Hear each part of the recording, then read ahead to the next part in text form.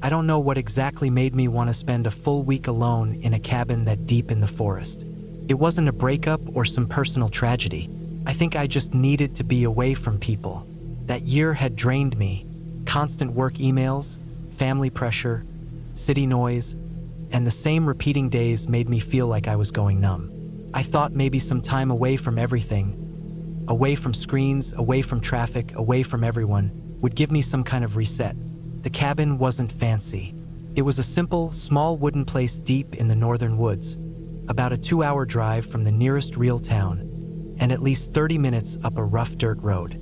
I found it through a friend of a friend who had inherited it from his grandfather.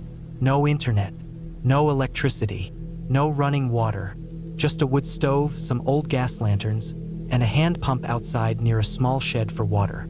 I arrived late in the afternoon. The dirt road was muddy and filled with potholes, and I nearly bottomed out twice in my SUV. There were no signs out there, just trees, the sound of wind through leaves, and somewhere far off, birds that I couldn't identify. The air felt heavier than in the city, like it carried the weight of something old and untouched. I parked near the cabin and stepped out. It was quiet, very quiet. No cars, no voices, just nature. For a moment, I felt a strange unease, but I shook it off. I told myself I was just not used to the silence. The cabin sat in a clearing about the size of a basketball court. There were thick woods all around, tall pine trees, some so close together I couldn't see more than a few feet between them. The front of the cabin had a tiny porch with 2 old chairs. The windows were dusty, but unbroken. There was an outhouse about 20 yards away behind the trees. No lock, just a wooden door and a crescent moon carved into it. Rustic, sure, but I thought that was the point. The inside was just as simple. One small room with a cot in the corner, a table and 2 chairs, a wood stove for heat, and a counter with some shelves. There were some old pots, plates, and a few glass jars that looked like they hadn't been opened in years. The floor creaked under my boots. The place smelled like old pine and burnt wood. There were mouse droppings in the corner and a few spider webs, but nothing I couldn't handle. That first night, I lit one of the gas lanterns and read a book I had brought. I had planned to write in a notebook every day, go on hikes, and just disconnect. I had food, water, and enough firewood for at least a week. I had no phone signal out there, no GPS either. Just an old map I printed out and my sense of direction, which I told myself was better than it really was. I slept okay that night. The forest sounds were strange to me. Twigs snapping, leaves rustling, something moving in the distance, but I figured it was just animals. Squirrels, deer, maybe even a bear, though I hadn't seen any signs yet. The second day I went on a hike. I followed a trail behind the cabin that seemed to wind deep into the forest. It wasn't a proper trail, no markers, no signs, just a faint path where the ground looked slightly more worn. I brought a backpack with water, a sandwich, and a flashlight just in case. After about an hour of walking, I saw something strange. A man. He was standing off the path, not far away. He was wearing a dark green jacket and jeans. I stopped walking. He didn't wave or say anything. He just stood there, partly behind a tree, like he wasn't sure if he should show himself or hide. I nodded once and kept walking. I didn't want trouble. Maybe he was a hunter. Maybe he was just as surprised to see me as I was to see him. I didn't think much more about it at the time. I figured if anything was wrong, he would have said something. Maybe he lived nearby. The woods were huge. People could be out there for all kinds of reasons. That night, though, I couldn't sleep. I kept hearing something outside, like footsteps on the leaves. Not constant, just 1 or 2 steps, a long pause, and then another. I turned off the lantern and waited. My eyes slowly adjusted to the dark. I stared at the cabin door, listening. At one point, I thought I saw a shadow move across the window. It was quick, just a flicker, but it was enough to make my heart race. I told myself it was nothing, probably a deer, or maybe a tree branch swaying in the wind. I rolled over and tried to sleep, but I only got a few hours of light rest. The third day, I didn't go far. I stayed near the cabin and chopped some wood. I tried to write, but my thoughts felt heavy. I kept glancing toward the trees, half expecting someone to be watching. I walked a short loop near the clearing, looking for footprints, but the ground was too hard, just dry leaves and roots. I saw no real signs of anything. No trash, no broken branches, no footprints. That evening, I noticed something missing. I had brought a small axe with a red handle. I left it leaning against the cabin wall near the wood pile. I clearly remembered using it that morning. When I went to grab it again before dark, it was gone. I searched the ground. I looked behind the cabin, near the outhouse, even in the shed. Nothing. It was just gone. I told myself maybe I misplaced it, though deep down I knew I didn't. That night, I locked the cabin door from the inside. It had a simple metal latch. I put one of the chairs under the doorknob for extra measure.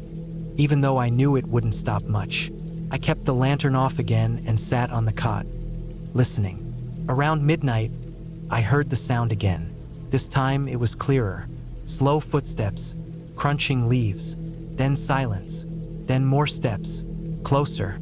I held my breath. I had a hunting knife, but no gun. I hadn't brought one because I didn't think I'd need it. I stayed still for what felt like hours. At some point, I must have dozed off because I woke up to daylight and the sound of birds. The chair was still under the doorknob. Nothing seemed out of place. I stepped outside and saw something that froze me in place. There were 2 footprints in the soft patch of dirt right in front of the porch. Fresh, deep, work boots. They pointed directly at the cabin. I hadn't walked there the day before. I hadn't stood in that spot. Someone had been there in the night, standing, facing the door. I looked around the clearing. The trees were still. The woods looked the same, but I felt different. It was like something was pushing down on me, like the forest was too quiet. I walked the perimeter again, slowly.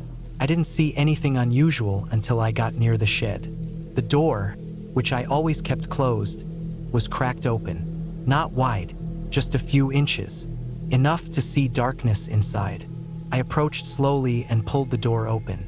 There, inside the shed, was my missing axe, leaning against the wall. I stepped back and shut the door. Something wasn't right.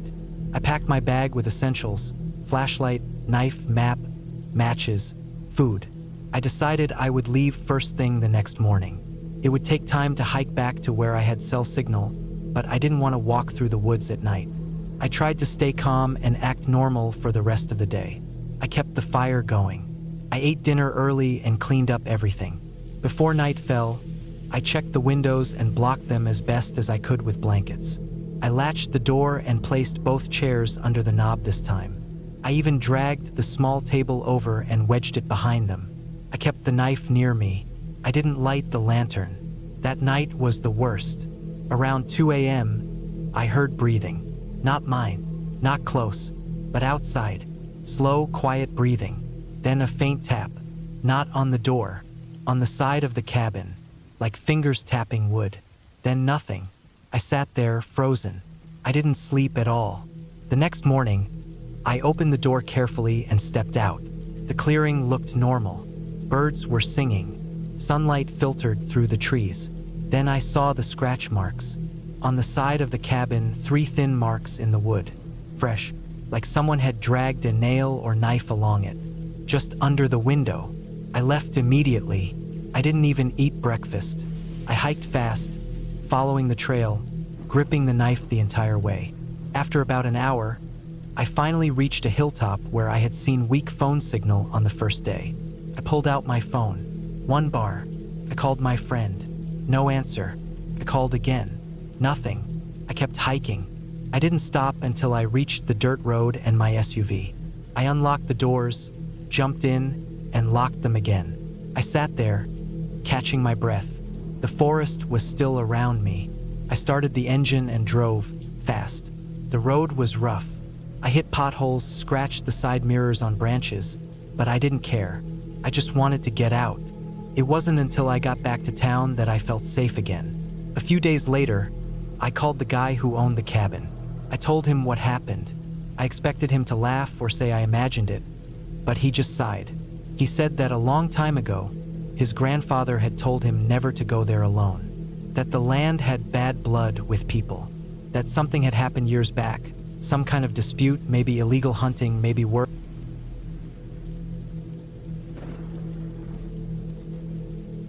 I found the cabin listing while scrolling through a few rental websites.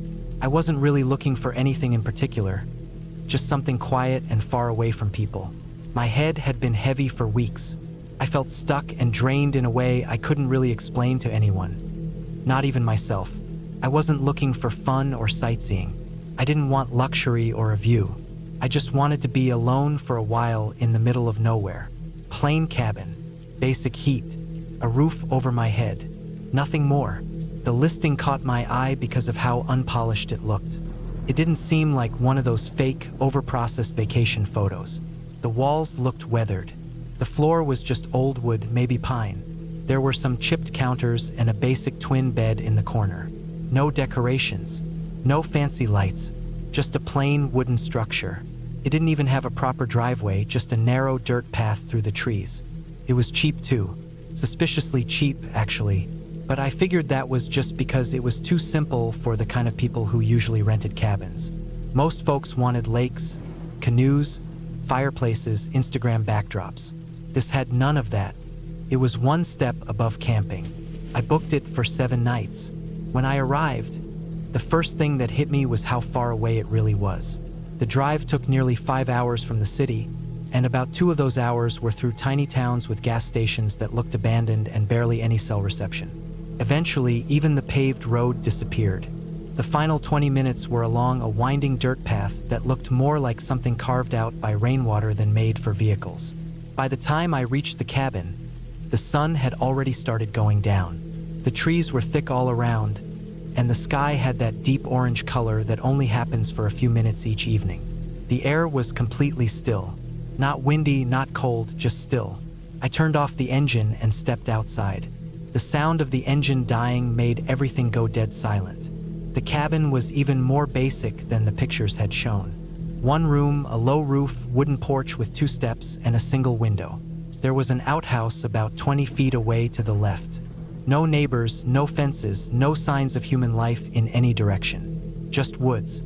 I brought everything in my duffel bag, a few groceries, some tools, my flashlight, a cooler with ice. I'd brought a battery pack to charge my phone, but I didn't expect much signal out here. I planned to use it mostly for reading or checking the time. There was no TV, no Wi-Fi, no radio, not even a clock on the wall. The inside smelled like dry wood and old dust.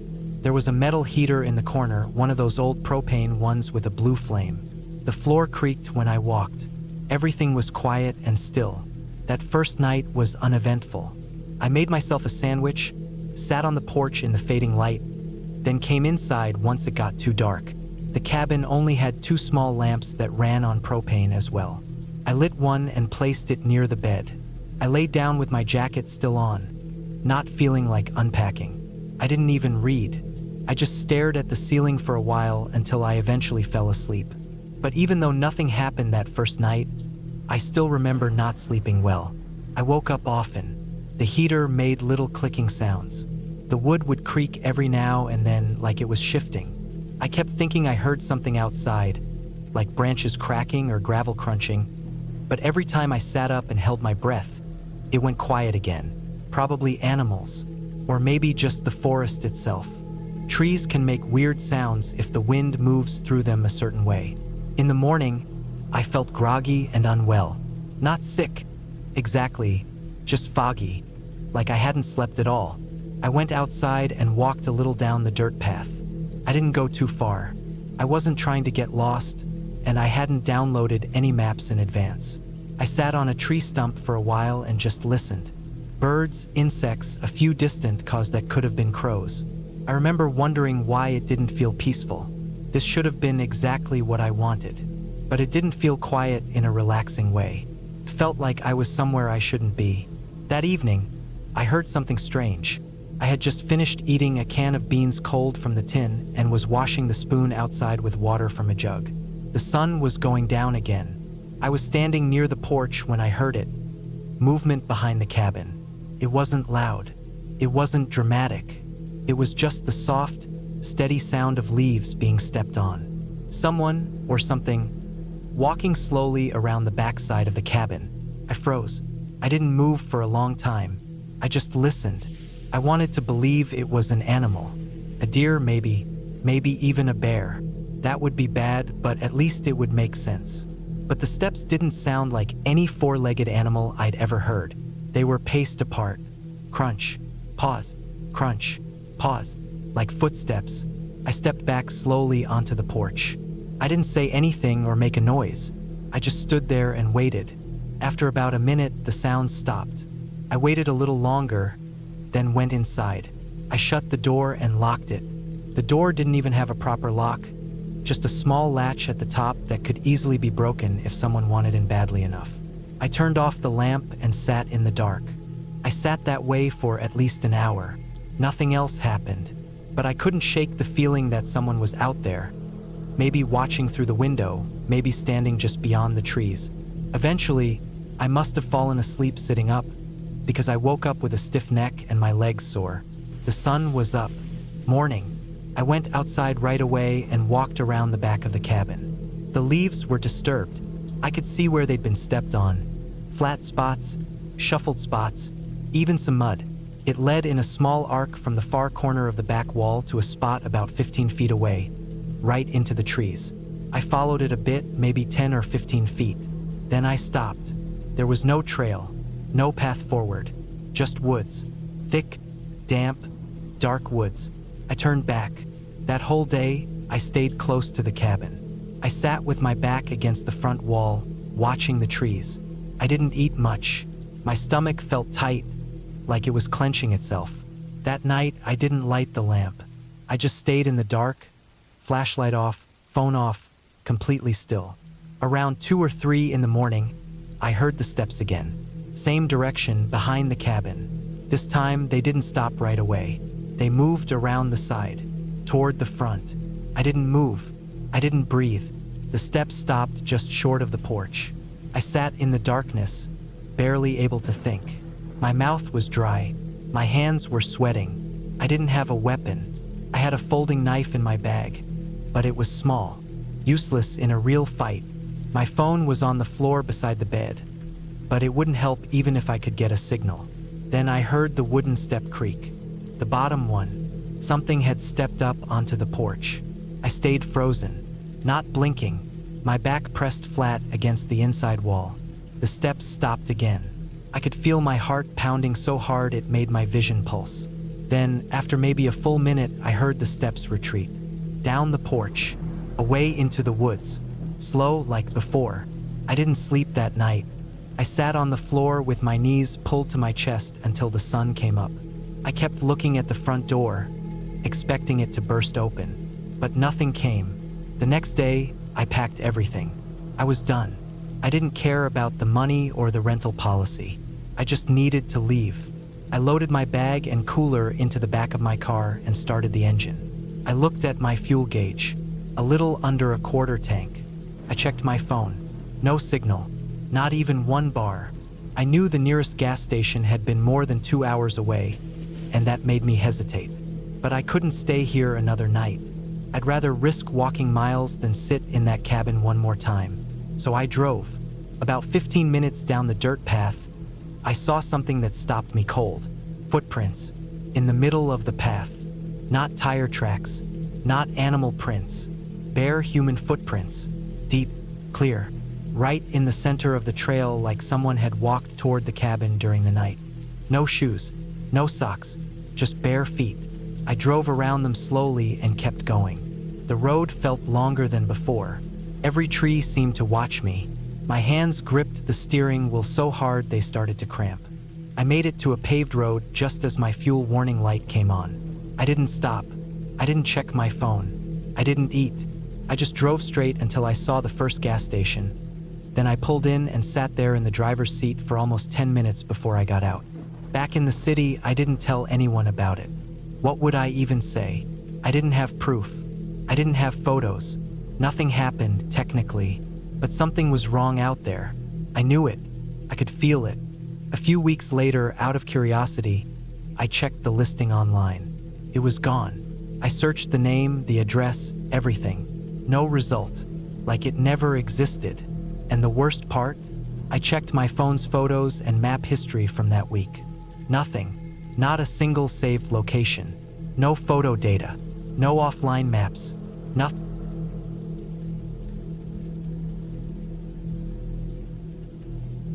I booked the cabin after I quit my job. It wasn't a loud quitting. I just walked out one day during lunch, got in my car, and drove away. I didn't tell anyone. Not my boss, not my coworkers, not even my landlord. I just drove out of the city. I had a small savings account, enough for a few weeks. I figured I could stay in the woods for a while and clear my head. No phones, no people, no noise. Just trees, air, and silence. The cabin I found was on a rental site that looked outdated. It didn't even have many reviews. Just one that said quiet and old, no Wi-Fi, and gave it 4 stars. That was good enough for me. I booked it for a month. It was cheap and far up north, about 4 hours out from the last proper gas station. It was near a place called Calder Ridge, but the cabin was actually about 20 miles past that, off a rough road that didn't have a name, just a narrow opening into the woods that my car barely squeezed through. The road ended in front of the cabin. The cabin itself was small, just 1 floor with a pitched roof and a front porch. The wood was faded and dry. There were cracks in the walls. The floor creaked when I stepped, and the windows were fogged up from age. But it was real, quiet, no neighbors, no traffic, just wind, trees, and the sound of my own breathing. I stepped inside, dropped my bag near the door, and locked it behind me. There was a small kitchen with a rusty sink, an old propane stove, and some open shelves with mismatched plates and bowls. No fridge. The bedroom had a thin mattress on a wood frame and a dresser with one leg shorter than the others. The bathroom was basically a toilet over a hole in the ground and a jug shower setup, just a tank above with a pull cord. There was a small cast iron stove in the corner of the living room and a pile of firewood near the door. I didn't mind the cold. I didn't mind the dust. I didn't even mind the smell, which was like a mix of old paper, pine sap, and rust. What I needed was time. Time to think. Time to sleep. Time to sit and stare at nothing and figure out where I went wrong. I spent the first 2 days just walking around the area. There was a slope behind the cabin that led down to a dry creek bed, and I followed that in both directions. One way led deeper into the woods, the other led toward a low rocky ridge. I didn't see any animals except for a couple squirrels and one deer that bounded away as soon as it saw me. The nights were quiet, too quiet. I didn't sleep much the first few nights. Every creak in the wood, every gust of wind outside made me sit up in bed. The forest didn't feel alive the way it should. There were no owl calls, no rustling in the trees, no howls far off in the distance. Just silence, dead silence. Even the air felt thick. Still, on the 5th day, I started chopping firewood. There was a rusted axe by the back wall, blade chipped, handle split at the end. I wrapped the handle with an old towel and duct tape from my bag. There was a dead pine just past the porch that had already dropped half its branches. I took that down and spent a few hours breaking it up. I stacked the logs neatly against the porch wall and went inside, tired but satisfied. That night, I noticed something odd.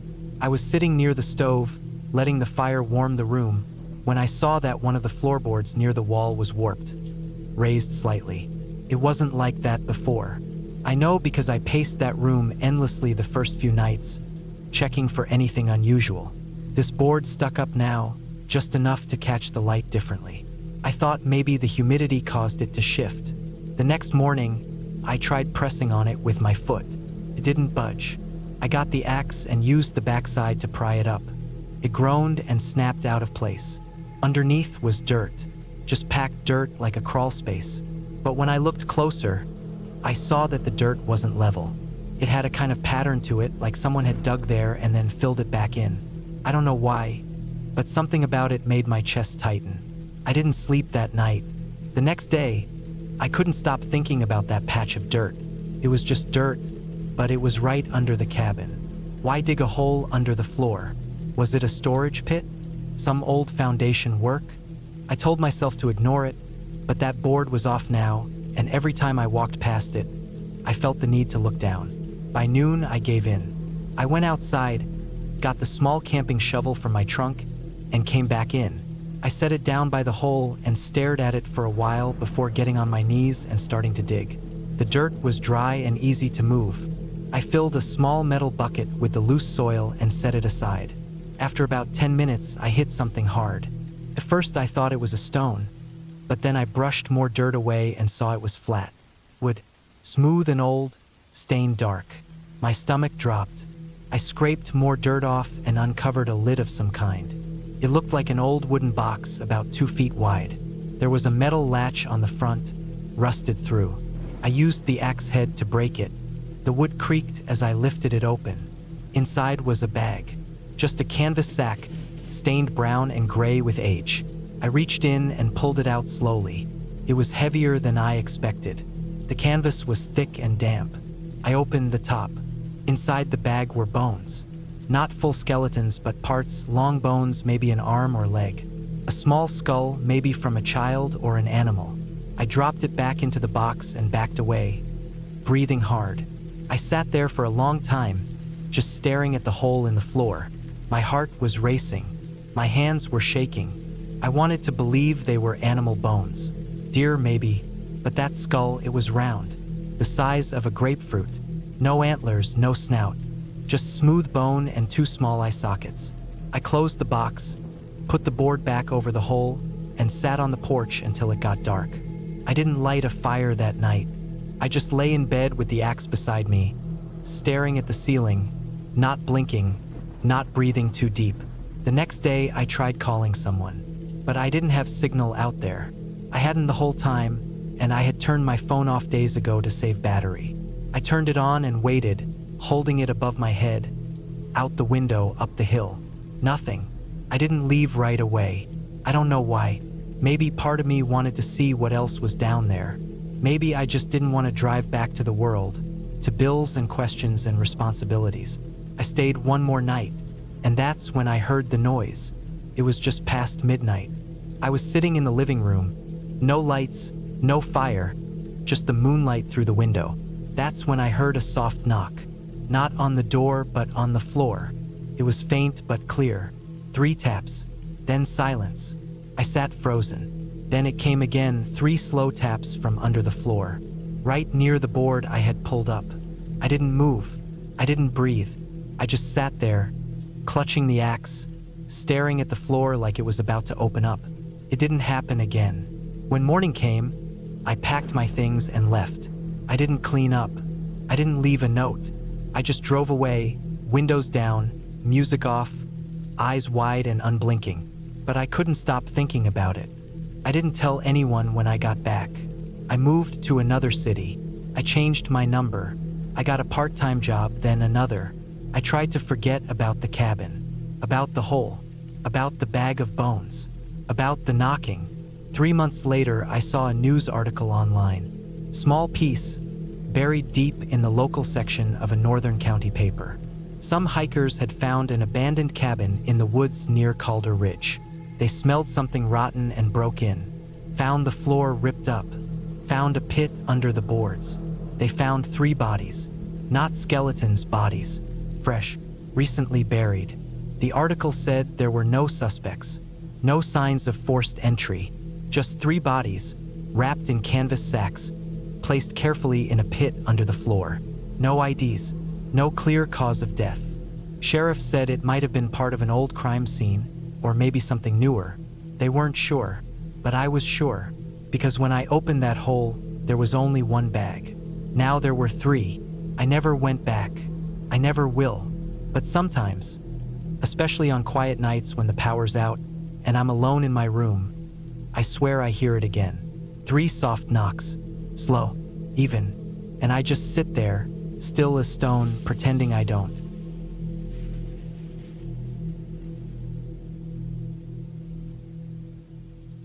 I had been planning the trip for months. I was behind on everything in life. My writing, my sleep, my peace of mind. Life in the city had become too loud. I felt like I couldn't breathe without someone watching. The constant noise from outside my apartment window, the mess inside, the never-ending emails, and the buzzing thoughts in my head. I needed out. So when I finally found a cheap rental cabin listed online, tucked far out in the woods, I booked it without hesitation. No neighbors nearby, no distractions, just trees, silence, and time. I left early in the morning. The drive was long, about 6 hours straight, and most of it was through open highways until the last stretch, which was nothing but gravel and winding turns. Once I got off the main road, there was barely a signal. My phone maps froze halfway up a dirt trail. I had to rely on the printed directions I'd brought. That alone should have made me turn around, but I had already committed to this break. The cabin was small, a single-story wooden box, stained a dark brown, almost hidden behind rows of pine trees that leaned in too close. There was a small front porch 2 steps up with a rocking chair. The windows were wide but smudged. The air smelled damp and earthy. The key was under a flower pot, just like the owner had said. I stepped inside, dropped my duffel bag, and looked around. The place had a single bedroom, a kitchen that looked like it hadn't been updated in 20 years, and a living room with a couch that slouched in the middle. The wood stove was in the corner. There was a faint burnt smell, like someone had left something inside it too long a few winters ago. A narrow hallway led to a bathroom, and next to that, a door that led down to a basement. I noticed right away that it was padlocked. That didn't sit right with me, but I figured maybe the owner kept personal supplies down there. I didn't ask. I unpacked slowly, put my clothes in the drawers of the small dresser in the bedroom, plugged in my laptop, and checked for signal. Nothing. No bars. No Wi-Fi. I knew this already, but I tried anyway. Then I sat on the couch and listened. Not silence. It's never really silent. There were birds chirping far off, and the wind rustling through the trees. Occasionally something scurried through the brush. That first night, it was peaceful. I cooked instant noodles, sat on the porch with a flashlight on the small table beside me, and tried to get into the right headspace for writing. I was about to head to bed when I noticed a nail on the porch railing. A single, bent nail sticking out, holding nothing. That felt odd. I brushed it off, told myself it was leftover from a decoration or some kind of maintenance. I closed the door, locked it, pulled the curtains shut, and crawled into bed with the dull smell of old wood surrounding me. That night, I didn't sleep well. I couldn't get fully comfortable. The mattress was firm and stiff. Every creak in the cabin echoed. The wind had picked up, and the trees outside knocked gently against the side of the structure. A few times I thought I heard footsteps outside, slow and deliberate, like someone walking past the porch. But I didn't look. I told myself it was branches falling or raccoons. I even laughed once at how quickly I was letting the isolation get to me. The next morning, I felt groggy but pushed through. I boiled water for instant coffee, ate a granola bar, and sat down at the small wooden desk I had moved to face the window. My fingers hovered over the keyboard, but I couldn't write. I stared out the window instead. I watched the wind pass through the trees, watched the branches sway, but I also kept checking the tree line. I didn't know why. I just felt like something was different. Then I noticed footprints on the ground, leading from the back of the cabin to the side porch. Not animal prints, not shoe prints either. Bare feet. They were faint but clear. I stepped outside slowly. The ground was soft from the rain the night before, which made the footprints easier to see. The toes were wide. The stride was long. Someone had walked around the cabin while I slept. I followed the prints for a while until they faded into the underbrush. I couldn't see where they ended. I stood there for a minute. Then I walked back to the cabin and locked the door. Every window, every latch. I checked them all. I stood in the center of the room, holding the broomstick, unsure what I was planning to do with it. I didn't write anything that day. By nightfall, I was still shaken, but I told myself maybe it had been someone just passing through. Someone hiking or drunk, or maybe just curious. I even checked online to see if other people had rented the place before and left reviews. There were a few, nothing detailed. Everyone said the same thing, quiet, peaceful, off-grid. But I didn't feel peaceful. That night, I stayed up. I kept all the lights off and sat by the window watching. Around 1 a.m., I saw a shadow move between the trees. Slow, human-shaped. It wasn't a bear. It wasn't a deer. It moved too smoothly. I ducked, waited, peered out again. Nothing, just trees. At dawn, I went outside again. The footprints were back. They came up to the porch and stopped. That was the worst part, they didn't turn around. No return trail, just one direction, right up to where I had sat the night before. That day I packed. I knew I had 4 more days booked, but I didn't care. I didn't like the way the air felt, heavy, watching, like the woods had eyes. But when I got to my car and turned the key, nothing happened. The engine didn't even try to start. I checked the battery. Everything looked fine, but it wouldn't start. I tried again and again until my fingers cramped. Still nothing. I wasn't sure what to do. No phone service, no neighbors. The closest gas station was about 6 miles back down the dirt road. I knew I could walk it, but the idea of leaving the cabin behind while someone or something was walking around it didn't feel right either.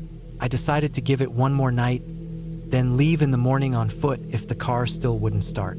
I didn't sleep that night. I sat in the bedroom with my back against the wall and a kitchen knife on the floor beside me. I didn't hear footsteps, but I heard something scrape against the side of the cabin, like nails, slow, drawn-out scratching, then silence. I wanted to scream, but I held it in. By morning, I stepped outside. The air was still. I circled the cabin. On the back wall, near the corner, there were markings. 3 lines parallel, scratched into the wood like someone had used a piece of metal or a sharp rock. But they were too straight to be random. I checked the door to the basement. Still locked. I tugged on the padlock hard. It held. I decided to leave. I stuffed all my things into my duffel, shoved the laptop into the front pocket, and headed down the dirt road on foot. The morning sun was still low.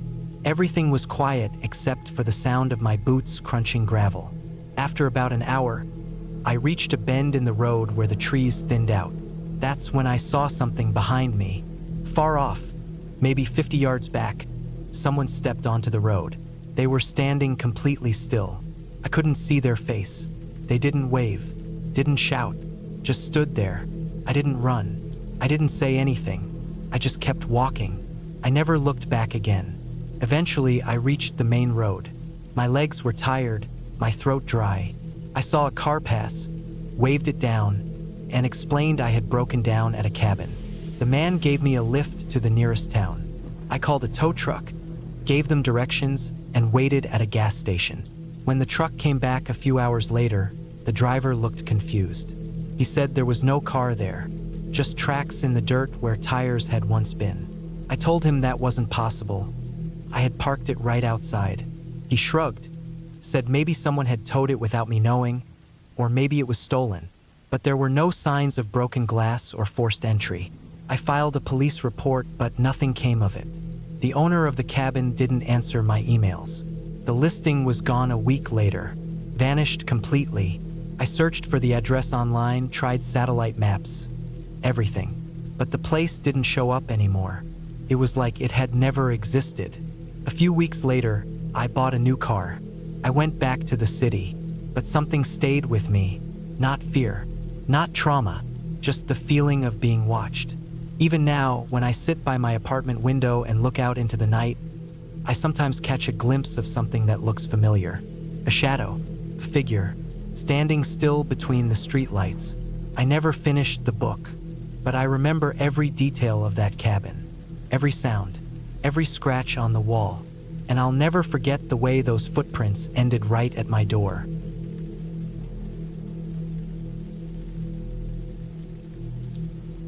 I didn't go out there to clear my head.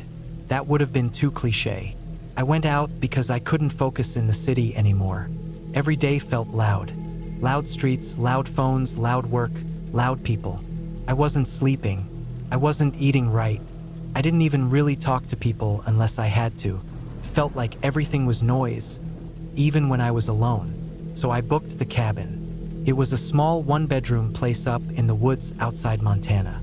No Wi-Fi, no cell reception. That was part of the appeal. I'd found it on a listing site that had cabins with no distractions. The kind of place where people went to finish writing a novel or work on paintings or just get off the grid for a while. The pictures made it look peaceful. It had wooden walls, a fire stove, a simple bed, and a big window that looked out over miles of trees. The listing said there was a gravel road that led all the way up to it, but it might be rough near the top. I didn't care. I just wanted the quiet. I drove there in my old SUV. I remember leaving the main road and hitting that gravel path that curved up through the trees. There were no signs, just trees getting denser and taller as I drove. I didn't pass a single car for the last hour of the trip. I kept thinking how quiet it would be when I finally got there. The gravel road got worse the higher I went. Big dips in the ground, loose rock, narrow turns where the trees were barely a few feet from the side mirrors. There were no fences, no markings, just that one long path. I kept going because I didn't see anywhere else to stop. Finally, after about 30 more minutes of slow climbing, the trees opened a little and the cabin came into view. It was exactly like the pictures. Small, square, made of thick logs with a little porch out front and a chimney. The wood was weathered but strong. The windows looked clean. There was a small clearing around it where the trees had been cut back a bit, but not too far. Maybe 50 or 60 feet of open space around the cabin, and then it was just forest again. A thin dirt path curved off to the right of the cabin and disappeared into the trees. I didn't know where that led, and I didn't ask. I parked in the clearing and unloaded my stuff. Just a big duffel bag with clothes, a few boxes of food, water jugs, a portable battery for light, a lantern, and a journal. I wasn't planning on doing anything special out there. I just wanted silence and air. Maybe I'd go on some hikes. Maybe I'd just sit on the porch for days. The inside was even simpler than the photos. One room with a bed, a small table, a stove, and some shelves with a few old pans and bowls. There was no bathroom, just an outhouse about 20 feet behind the cabin. That part one wasn't thrilled about, but I didn't care. I was alone. The first 2 days were quiet. The silence was something I didn't even realize I missed. It was the kind of silence that had no buzzing in it, no background hum. I didn't hear cars, planes, sirens, or even other people. Just the wind through the trees and the occasional creak of the cabin settling. The first night, I lay in bed for hours just listening. It was the first time in months I didn't fall asleep with a screen in my face. I started getting into a rhythm. Wake up early, boil some water, eat some canned food, walk around the clearing or further down the path if I felt like it. Write in the journal. Nope. Sit on the porch with a blanket. Eat again. Sleep. Repeat. It wasn't exciting, but that was the point. On the third night, I noticed something weird. I had just gotten into bed. It was probably close to 9 or 10 p.m. I had the lantern turned down to a dim orange glow and was lying on my side, facing the window. It was pitch black outside. No moon, no stars, just black. I stared out the window for a few minutes, watching nothing. Then I thought I saw something move. It wasn't clear, just a flicker of something in the tree line. I sat up slowly and looked closer, pressing my forehead to the cold glass. It was just trees. Still, quiet, nothing. I waited a few more minutes, didn't see anything else, and eventually lay back down. I told myself it was just my eyes adjusting, probably a tree branch swaying. Nothing weird about that. But the next day, I noticed footprints. Not mine. I went out behind the cabin to use the outhouse. The ground was soft there, kind of muddy. There were deep shoe prints in the dirt about 10 feet away from the outhouse. They were fresh. They didn't match mine. They were deeper, like the person was heavier, and the sole pattern was different. My boots had a thick waffle-style sole. These ones had a zigzag pattern. I looked around, but there was nobody, no sounds, just trees. The prints didn't go far. After about 15 steps, they faded into the grass. I tried to follow them, but I lost the trail quickly. The grass was undisturbed beyond that point. It freaked me out. I stood there for a long time just staring at the trees. My first thought was maybe someone was hiking through and passed near the cabin. Maybe a hunter, maybe a camper, but there were no other cabins around here. The listing had said that clearly, and I hadn't heard a single car or seen any lights. If someone was walking through, they had no reason to come that close. That day, I stayed near the cabin. I didn't go on the trail. I stayed mostly on the porch, watching the woods. I kept scanning the trees every few minutes. I never saw anyone. But that night, when I went to bed, I locked the cabin door and put one of the chairs under the handle. On the fourth night, I woke up to the sound of footsteps outside. It was slow, crunching grass. One step, then a pause, then another. The kind of footsteps someone makes when they're trying not to be heard. I didn't move. I just opened my eyes and stared at the dark ceiling. I wasn't even breathing loud. I felt frozen. I knew I wasn't dreaming. I could hear the footsteps clear. They circled the cabin. I heard them move from one side to the next. At one point, they stopped right outside the window. I didn't dare look. The footsteps stayed outside for maybe 5 minutes. Then they faded into the woods. I didn't sleep after that. The next morning, I checked the ground again. There were more prints now. Same shoe pattern, zigzag soles. They circled the cabin just like I thought. They went past the window, around the side, and then vanished again in the grass. I couldn't follow them. That was when I seriously thought about leaving. But the problem was, my SUV was parked in the clearing and I had to walk about 50 feet just to get to it. And if someone was watching the cabin, I didn't want to be exposed like that. I also wasn't sure if the road was even drivable again after the rain that had come the night before. So I stayed. I figured maybe it was some weird coincidence. Maybe it was a hiker after all. I didn't want to believe it was something worse. But the fifth night proved it. I woke up again. This time I didn't hear footsteps. I heard breathing. It was right outside the wall. Slow, steady breathing. Not an animal. I've heard deer before, and this wasn't like that. It was too steady, too calm. Like someone standing just outside, maybe leaning against the wall. I held my breath and waited. The breathing lasted for maybe a minute. Then it stopped. No footsteps, no sounds, just gone. In the morning, I found a mark on the wall outside. It looked like someone had pressed their forehead against the wood. There was a greasy smudge about head height. Fresh. I started to panic then. I packed my bag. I shoved everything I could into it. I had one full water jug left and some food. I was going to leave, but when I got to the SUV, the tires were slashed. All four. They weren't blown out. They were cleanly slashed, like someone had taken a blade and cut them on the side. The cuts were all at the bottom part of the tires, hidden from easy view. Whoever did it knew I wouldn't notice unless I checked. That told me something else too. It wasn't random. Someone wanted me stuck. I didn't go back inside the cabin right away. I stood in the clearing for a long time, just turning in circles, watching the trees. The forest felt different now. Not quiet, just tense, like it was watching me. I thought about walking out, but it was too far. I had no signal, no GPS, no idea how far it was back to the main road. I couldn't even remember how many turns I'd taken. I knew if I walked out, I might not make it before dark. So I stayed. I hated that I stayed. That night, I didn't sleep. I sat in the corner of the cabin with the lantern on, my back against the wall, a kitchen knife in my hand. I stared at the door and window for hours. My ears were sharp to every sound. I heard rustling. I heard twigs breaking. I heard movement, but nobody came in. When morning finally came, I didn't feel any better. I had to face the fact that someone was messing with me. They knew I was alone. They knew I was trapped. And they weren't in a hurry. They were enjoying it.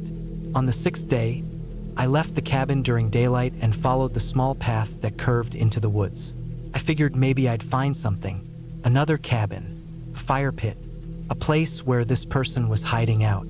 I walked for almost 2 hours. The path kept curving and splitting. At one point, I found old animal traps, rusted.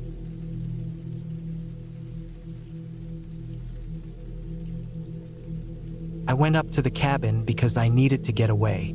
Everything back home felt like it was caving in on me.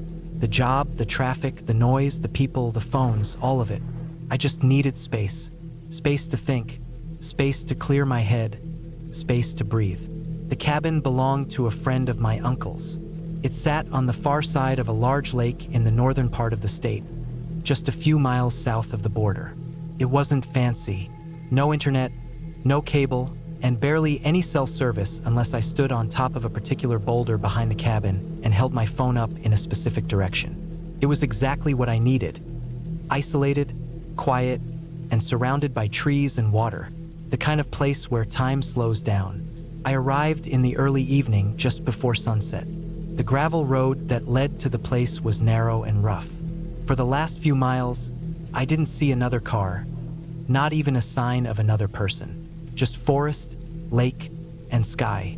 The cabin was simple but solid. One main room with a bed, a table, and a small kitchen along the back wall. A wood stove in the corner and a narrow bathroom with a tiny shower stall.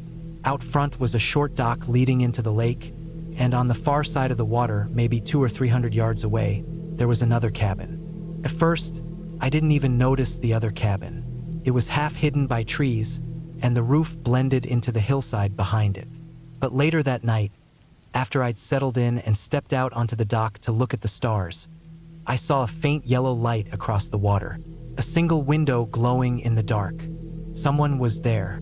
That was fine with me. A little comfort, actually, knowing I wasn't completely alone out there. But I didn't think much about it. That first night was peaceful. I slept well. No sirens, no headlights cutting across the walls, no neighbor's TV blaring through the walls, just crickets and the occasional creak of the cabin shifting on its old beams.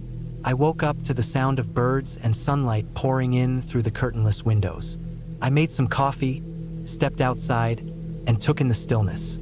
The lake was like glass. I stood there for a while, just breathing. Over the next couple of days, I settled into a kind of rhythm. I would wake up early, make breakfast, then go for a walk through the woods. There were old logging trails crisscrossing the area, and it was easy to get turned around, but I was careful. I marked my way with small piles of rocks and paid attention to landmarks. In the afternoon, I would read or write in my journal. I even started fishing off the dock. I wasn't good at it, but it gave me something to do with my hands. At night, I cooked simple meals, mostly from cans, and sat out front, watching the last light fade behind the trees. The cabin across the lake always had a light on in the evenings. Just one. It never moved, never flickered. Sometimes it was the window on the left, sometimes the one on the right. A couple of times, I thought I saw movement like a shadow passing in front of the light, but I never saw a person clearly. I assumed someone was staying there, just like me, maybe trying to get away for a while. I never heard any noise from that side. No music, no engine sounds, nothing. It was around the fifth night that I noticed something strange. I just finished eating and stepped outside to stretch my legs. It was chilly, so I had my jacket on. The moon was out, and it was bright enough to see across the lake. I glanced toward the other cabin, as I often did, and saw the usual yellow light. But then, a second light came on, this one outside, above the door. It was faint, but it lit up enough of the porch that I could see a figure standing there. I stopped in my tracks. The figure wasn't moving. It was just standing at the edge of the porch, facing the lake. I wasn't sure if they could see me, but I didn't move either. Something about the stillness of it felt off. I stood there for a few minutes, waiting for them to turn or sit down or do anything. But they didn't. They just stood there, straight-backed, arms at their sides. Eventually, I went back inside. I tried not to think about it too much. Maybe they were just enjoying the night air like I was. Maybe they were frozen in thought. I brushed it off and went to bed. But I kept the curtain closed on that side, which I hadn't done before. The next morning, I went outside and looked across the lake. The porch light was off and there was no one there. Everything looked normal as much as I could see from that distance. But now I was thinking about that figure every time I looked over. It was always in the back of my mind. A few days passed without anything unusual, but then something else happened. I was out walking one afternoon, following a trail behind the cabin that looped around and climbed a low ridge. From the top, you could see the lake from a different angle, more to the north. I stood there for a while, taking it in, when I noticed something strange in the clearing near the other cabin. There was a boat pulled up onto the shore, small, maybe aluminum, that hadn't been there before. I was sure of it. And next to it was a blue tarp, stretched out like someone had been working on something or maybe cleaning fish. But there were no tools, no coolers, nothing else around. Then I saw the person again. This time they were in the clearing, standing a few feet away from the tarp, looking down at something. Couldn't tell what. I had binoculars in my pack, so I slowly took them out and raised them to my eyes. But by the time I got focused, the person had turned and gone back inside. I watched the area for a few more minutes, but nothing moved. Back at my cabin, I tried to shake it off again. It wasn't really my business. People can be odd, especially when they're living out in the woods. Maybe they were just private. Maybe they didn't want company. I could respect that. I didn't want company either. Still, I found myself checking the cabin more often, peeking through the window in the early mornings, looking across the lake every night before bed. The light was always there, always steady. Then came the smell. One morning, I stepped outside and caught the faintest whiff of something unpleasant. It wasn't strong, not at first, just a kind of sour rot on the wind. I figured it was maybe a dead animal somewhere in the trees. It happens. But over the next couple of days, it got worse. Stronger. It came and went, depending on the direction of the wind. But when it hit, it was thick and sickly, like something big had died and was left out in the sun. I checked around the cabin. Nothing under the porch, nothing behind the shed. I even looked along the shoreline in case something had washed up. But the water was clear. Eventually, I started to think maybe it was coming from across the lake. The idea crept into my mind and wouldn't leave. That figure I saw on the porch, the tarp, the lack of movement during the day, the way the light came on like clockwork each evening but never changed. It was starting to feel wrong. By the 10th day, the smell was unbearable on certain afternoons. I stayed inside with the windows closed, but it still crept in. I had dreams about it. Wet, dark dreams filled with buzzing flies and bloated shapes. That's when I decided I needed to check it out, just to be sure, just to calm my own mind. I told myself I'd row over in the morning, when it was bright and calm. I'd knock on the door, say hello, make sure everything was okay. If someone answered, great. If not, I'd look around and come right back. I didn't sleep much that night. The next morning, I packed a small bag, flashlight, phone, knife, water, first aid kit, just in case. I untied the rowboat and pushed off, the water still and quiet under the gray morning sky. It took about 10 minutes to reach the other side. When I pulled the boat up on shore, the smell was worse than I'd imagined. It hit me in the chest. I gagged and had to breathe through my sleeve. It was coming from the cabin, no doubt about it now. I stepped carefully up the slope, past the blue tarp, which was now covered in flies, and stood in front of the door. I knocked once. No answer. I knocked again. Nothing. The door was unlocked. I pushed it open slowly, calling out as I stepped inside. The smell doubled in intensity. I covered my nose and took another step. The cabin was small, like mine, but darker. Curtains drawn, stuff piled in corners, trash, empty cans, bottles, dirty clothes. But the worst part was the smell, and the source of it. In the back corner, half slumped against the wall, was a body. It was a man, maybe in his 50s. His skin was gray and bloated. Flies buzzed around him in thick clouds. He'd been dead for a while, weeks maybe. He hadn't just died recently. His clothes were stained, his hands stiff and curled. He was barefoot. I backed out fast, stumbling over the threshold. I almost vomited but held it down. I ran to the boat and pushed off without looking back. When I got to the other side, I called the police, had to climb up on the rock to get a signal. It took a while for them to get there, but when they did, I showed them everything. They took over from there.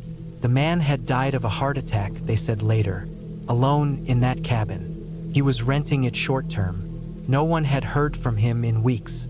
The lights I saw, they were on timers, set to go off each night automatically. The movement I thought I saw.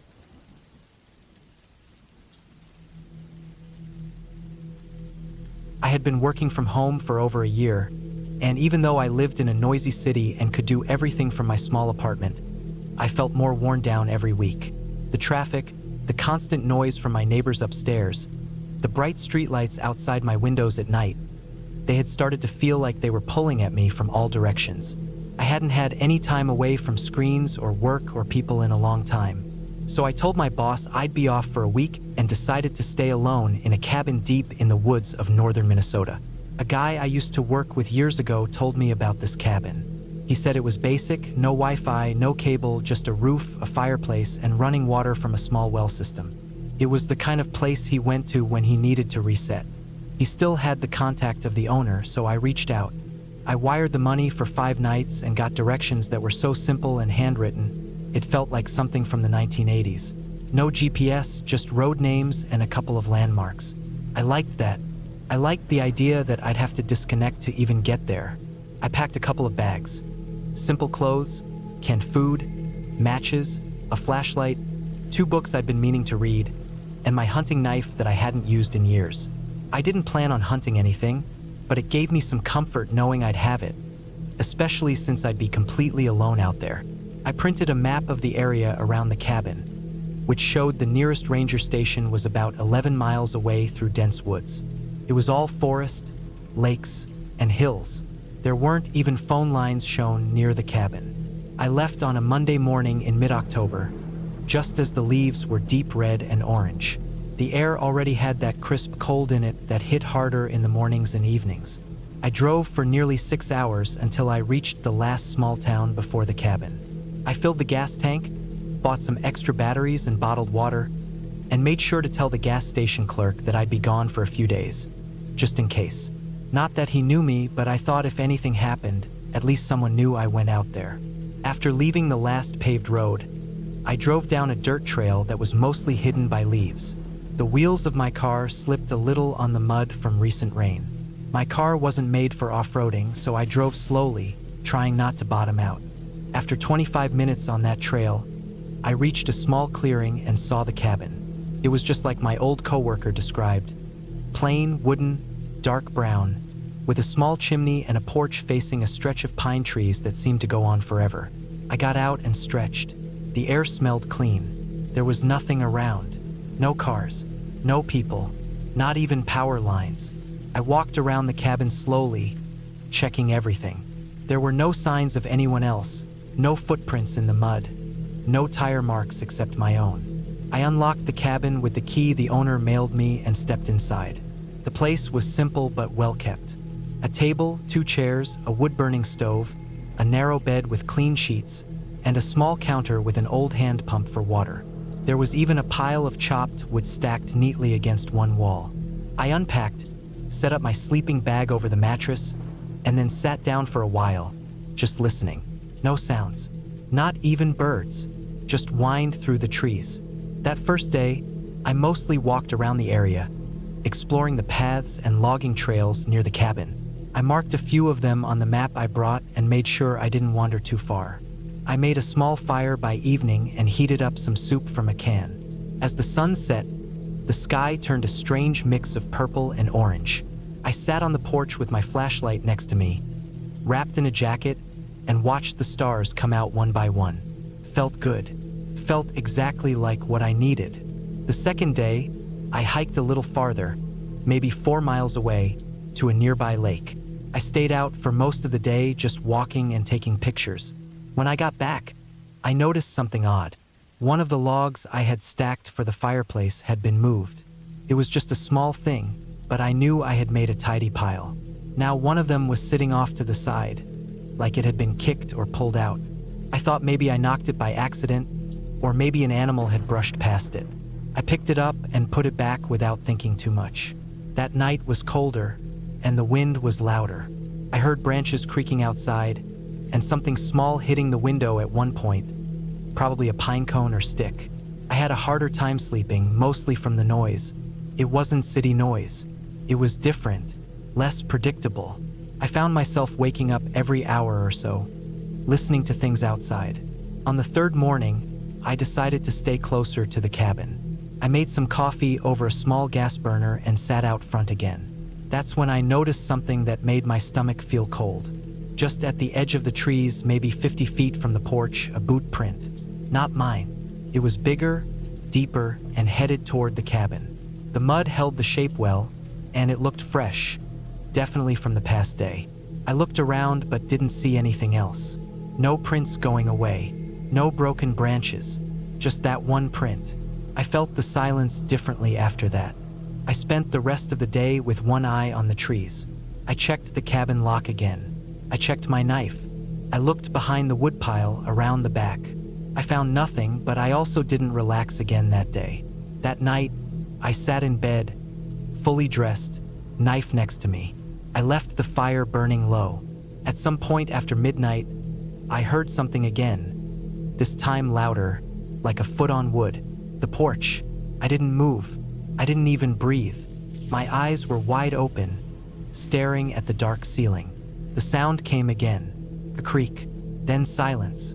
I stayed like that for almost an hour, barely moving, until I eventually passed out from exhaustion. The fourth morning, I went outside with the knife in one hand. There were no new tracks. The boot print from yesterday was still there, now a little dried. But I knew I heard something. I wasn't imagining that. The porch boards were old. They creaked even under my own steps. Something stepped on them. I made up my mind that I'd leave a day early. I packed everything that afternoon. I didn't want to spend another night there, but when I tried to start my car, the engine cranked but wouldn't turn over. I popped the hood and checked what I could, but I don't know much about engines. The gas gauge still showed I had more than half a tank. I looked underneath and didn't see any leaks, but I couldn't be sure. I tried again. Same thing, just that long, slow crank. Then nothing. The worst part was the silence that followed each try. Out there, every failed attempt echoed out into the trees. I decided I'd leave on foot at first light.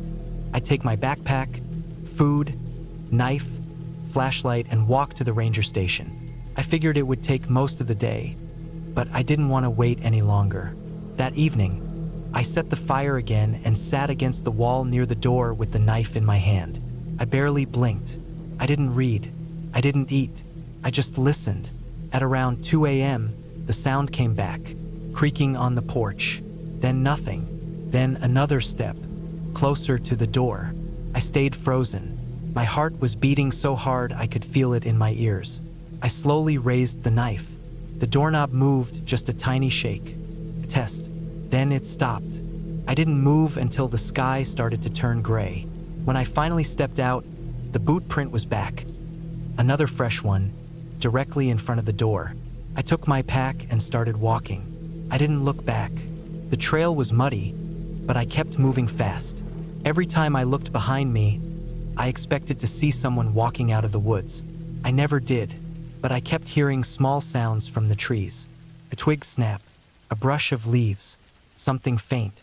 I couldn't tell if it was real or just in my head. It took me nearly 7 hours to reach the ranger station. When I got there, I was covered in sweat and mud. A young guy was sitting outside eating lunch. When he saw me, he stood up quickly. He let me inside, got me water, and asked if I was okay. I told him what happened, everything except the part about hearing footsteps at night. I didn't want to sound crazy. I just said someone had been near the cabin and that my car wouldn't start. He radioed a patrol, and 2 other rangers drove me back to the cabin with him. When we got there, they checked the car. It started right away. They walked around the cabin and found more prints. Some matched mine, others didn't. One ranger crouched near the boot prints and said they looked like military or work boots, the kind with hard soles and deep treads. They asked if I wanted to stay the last night. I said no. They let me follow them back out, and I drove straight home the next morning after sleeping in a hotel. A week later, I got a message from the cabin's owner. He asked how the stay was, and I told him about the footprints and the noise. He said other guests had mentioned strange things before, but always chalked it up to animals or weather. He said nobody had ever been hurt, and that it was probably just someone passing through the woods. Maybe a hunter, maybe someone living rough out there. But I knew that footprint on the porch was fresh. I knew the doorknob moved. I haven't been back since. I still think about it, though. I think about how whoever that was, if they wanted to, they could have done anything.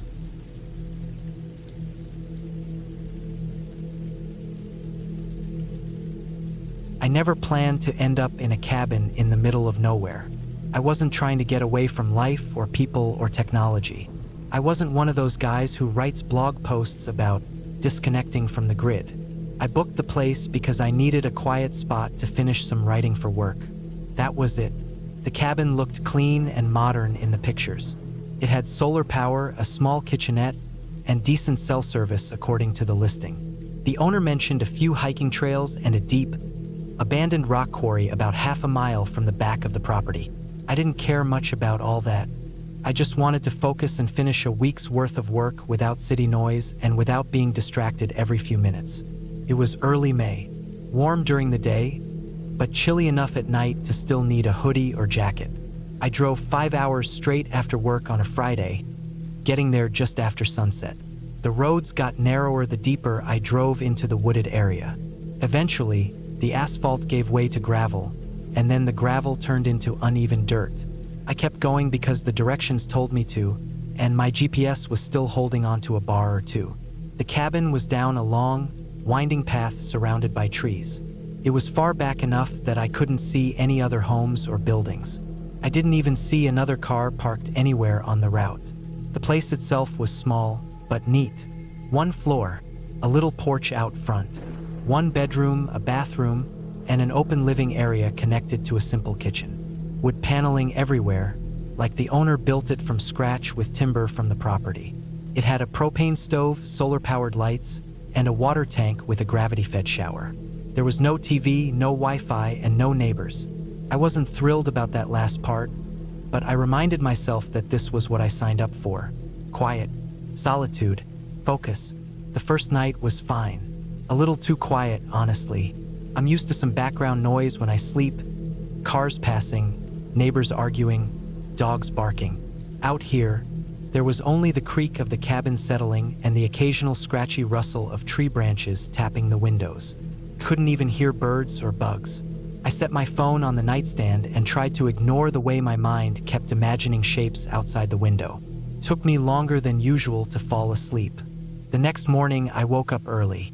It was brighter in the bedroom than I expected. I guess the windows didn't have blackout curtains. I had a quick breakfast, just a granola bar and some instant coffee, and spent most of the day on my laptop writing reports for work. Every so often, I'd get up, stretch my legs, and walk around outside. The trees were tall and close together. There were narrow deer paths winding between them. I followed one just far enough to get a glimpse of the quarry. It looked deeper than I imagined. The sides were steep, with sheer rocky walls and dense brush. I didn't see a clear way down, and I wasn't interested in exploring it anyway. Something about the way it just sat there, completely quiet and hidden, gave me a weird feeling in my chest. I walked back to the cabin and didn't look over my shoulder, but I felt like I should have. That night, I fell asleep quicker. The second day had worn me out, but I woke up again around 3 a.m. without knowing why. The air inside the cabin felt colder than the night before. I sat up and realized I had forgotten to close the small window over the sink in the kitchen. It wasn't very windy, but cold air was definitely getting in. I got up, walked over barefoot, and shut the window. That's when I saw something odd. The front door of the cabin, was unlocked. The knob was turned halfway, like someone had tried to open it quietly but stopped.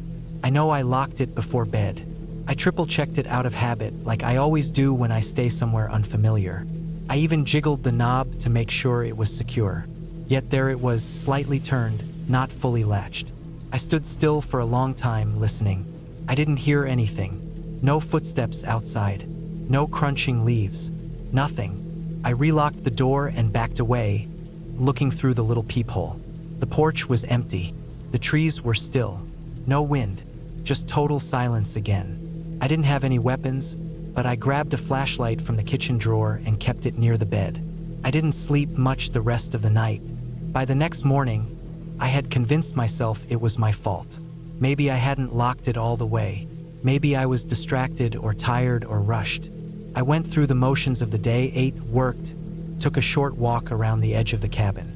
I didn't go back toward the quarry. On the third night, things got worse. I woke up around midnight this time. I didn't hear a sound that woke me. It was more like a feeling, that sharp, ice-cold gut instinct that something isn't right. I sat up slowly and listened. Then I noticed something. The flashlight was gone. I had placed it right next to me on the floor. I remembered the exact spot, but it wasn't there. I checked the floor, under the bed, even the small dresser nearby. Nothing. I stood up and crept into the living room. There, in the middle of the rug, was the flashlight, standing upright, switched off. I didn't understand how it got there. There was no way it rolled or fell into that position. It was placed there, deliberately. I checked the door again. This time it was locked, but I didn't relax. I walked around the inside of the cabin, checking each window, every small opening. Everything was locked. I turned on every single light powered by the solar system and sat in the kitchen until the sun came up. By then, I was starting to panic. The place had no cameras, no Wi-Fi, barely any cell service. I texted a friend back home, telling them I was fine but that the cabin was giving me the creeps. The message took almost 15 minutes to send. I packed my things and debated leaving that morning, but I had paid for 5 nights and convinced myself I was just overreacting. Still, I couldn't shake the feeling that someone had been inside the cabin while I was asleep, maybe more than once. That afternoon, I decided to go for a longer walk to clear my head. I followed the path that looped near the quarry, this time bringing a folding knife I had in the car. It wasn't much, but it made me feel a little better. The path was quiet, but I noticed something new. Footprints, not mine, bigger, heavier, several of them. The ground wasn't wet, but the dirt was soft enough to hold shallow impressions. They led toward the quarry and then circled back. I followed them slowly, every step feeling more like a mistake. I found something near the quarry entrance. A torn piece of cloth, light gray, snagged on a bush. It didn't look old. No dirt, no sun bleaching. It looked like someone had passed through recently, and fast.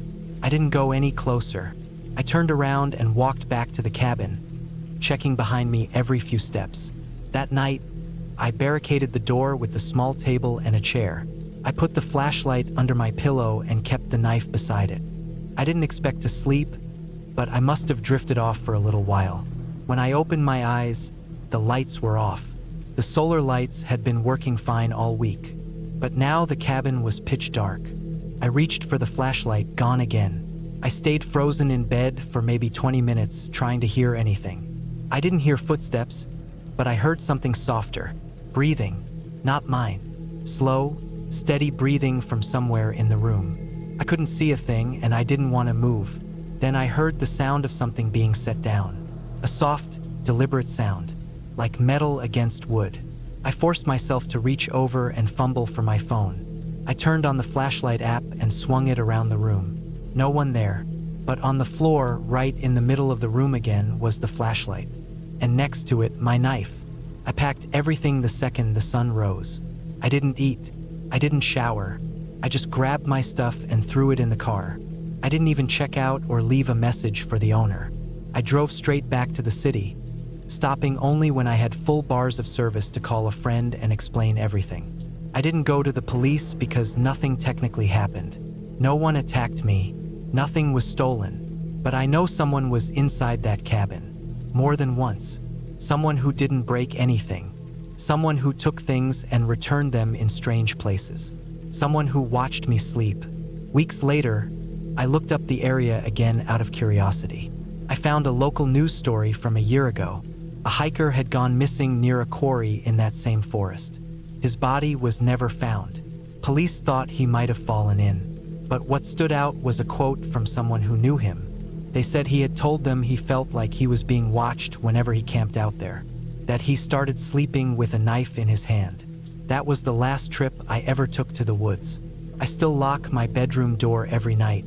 Even when I'm home, I haven't used that flashlight since. It's sitting in the back of a drawer, untouched. I've never been able to explain how someone got in without a trace. But sometimes, when I wake up in the middle of the night, I swear I hear breathing that isn't mine. And every time I check to make sure the flashlight is still where I left it. So far, it always is. But one day it might not be.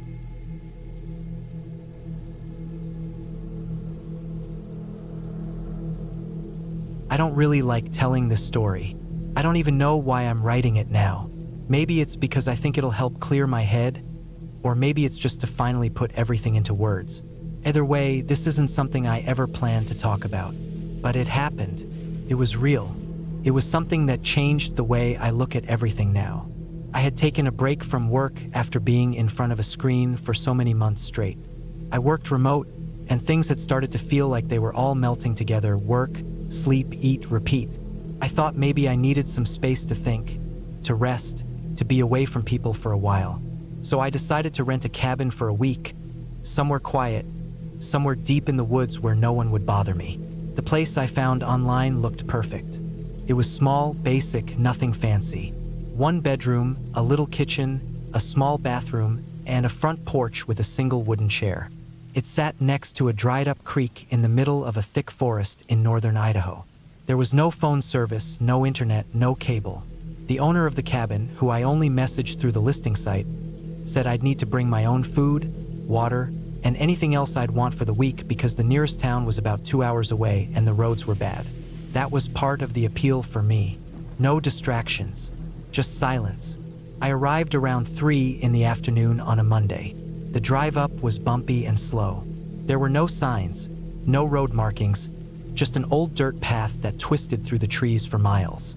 I passed no other cars. I saw no cabins, nothing but endless woods. My small SUV handled the road okay, but there were times where I had to drive at walking speed over deep ruts and patches of rock. I kept glancing at the GPS signal, hoping it wouldn't cut out before I got there. When I finally pulled up, I saw the cabin exactly how it looked in the pictures.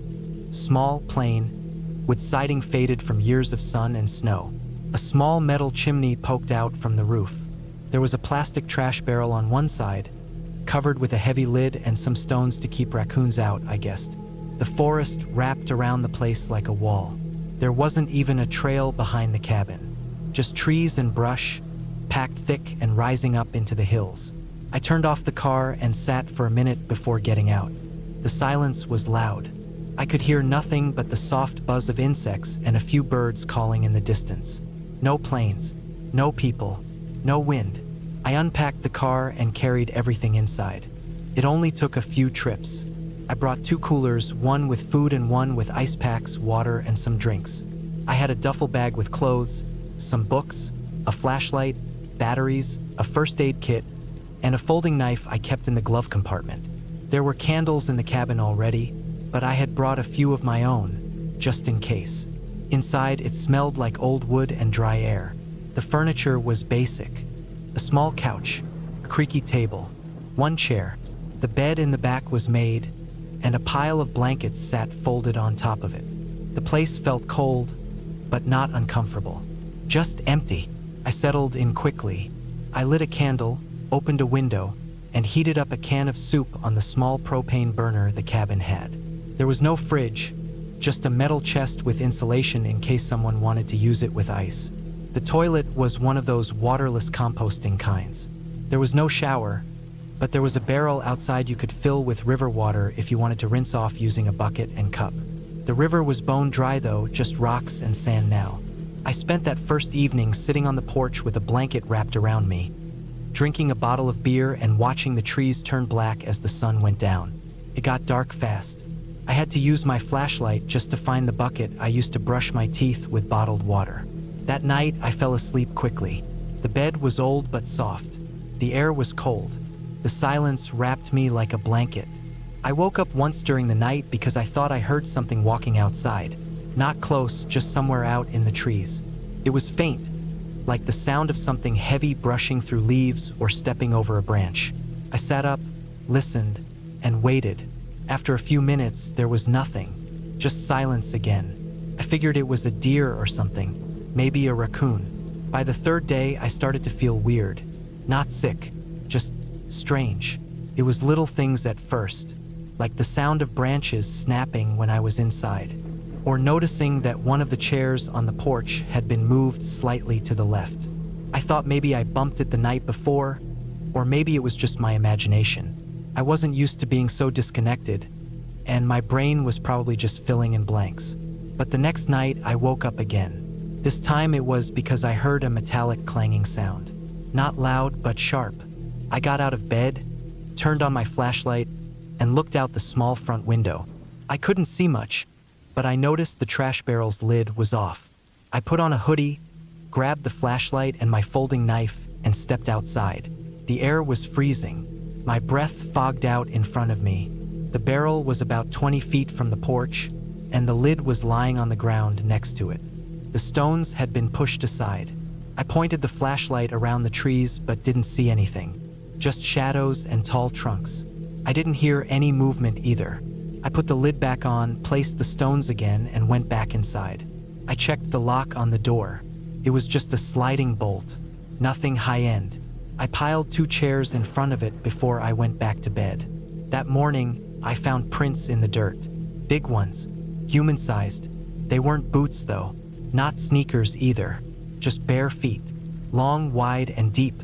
The ground was dry, but you could see the indentations clear as day, like someone had walked back and forth near the trash barrel and then off toward the woods behind the cabin. I stood there for a while, just staring at them. My skin felt cold even though the sun was out. I knew there wasn't supposed to be anyone else for miles. I hadn't seen a single person since I left the highway, and the prints were fresh. I could see the detail of the toes. That's when I decided to start locking everything up tight. I kept the knife with me at all times. I moved the coolers inside. I even started keeping the flashlight under my pillow. I thought about leaving early, but something in me wanted to stick it out. I told myself I was just being paranoid. Maybe the prints were old and had just held their shape well. Maybe it was a hiker who had gotten turned around. Maybe it was nothing, but it wasn't nothing. On the 5th night, I was woken up again, this time by the sound of the back door shaking. It didn't open. It just rattled like someone was trying the handle, then testing the wood. I sat up, frozen, holding the flashlight and listening. The rattling stopped. Then I heard steps, slow ones, moving along the side of the cabin. I didn't move. I didn't breathe. The steps circled the whole cabin once, and then I heard nothing, just silence again. I stayed up the rest of the night with the flashlight pointed at the door. The next morning, I found a deep scratch across the wood of the back door, not like from an animal. It was straight, long, and deep, like someone had taken a knife or sharp stone and dragged it slowly across the surface. I decided I had to leave. I packed up everything quickly. I didn't even eat breakfast. I threw the coolers in the back of the car, shoved my bag into the trunk, and locked the cabin one last time. I didn't care about getting my security deposit back. I just wanted to be gone. When I turned the key, the engine didn't start. I tried again. Nothing. The lights came on. The battery wasn't dead, but the engine wouldn't turn. I sat there gripping the wheel, my heart pounding. I opened the hood, checked the oil, the connections. Everything looked normal, but I didn't really know what I was doing. I tried the key again, just clicking. Then I noticed something. The front tires were flat. Both of them, not popped, just slowly deflated, like someone had let the air out. That's when I knew this wasn't random. This wasn't nature. Someone had been watching me. Someone wanted me stuck there. And I'll stop here for a second because this is where things started to get bad. Really bad. I still had water. I still had food. But I knew I couldn't stay. I couldn't wait around hoping someone might just pass by. I was too far out. There were no trails, no hikers, nothing. I had one option. I had to walk. The nearest town was about 20 miles south, if my memory was right. I had driven for over 2 hours to get there, but I remembered a fork in the road with an old mailbox around 12 miles back. I thought maybe if I could reach that, I could flag someone down or at least be closer to help. I packed a small bag with water bottles, a flashlight, extra batteries, a protein bar, and my knife. I put on my boots, a thick jacket, and started walking. I didn't make it far. About an hour into the walk, I heard the sound of something behind me. Not close, just distant, like someone stepping on leaves. I stopped, turned around, and saw nothing. But the sound would start again every time I moved. Just behind me, slow, steady, never rushing, just following. I moved faster, so did the steps. I didn't run. I didn't want to look scared. I kept walking.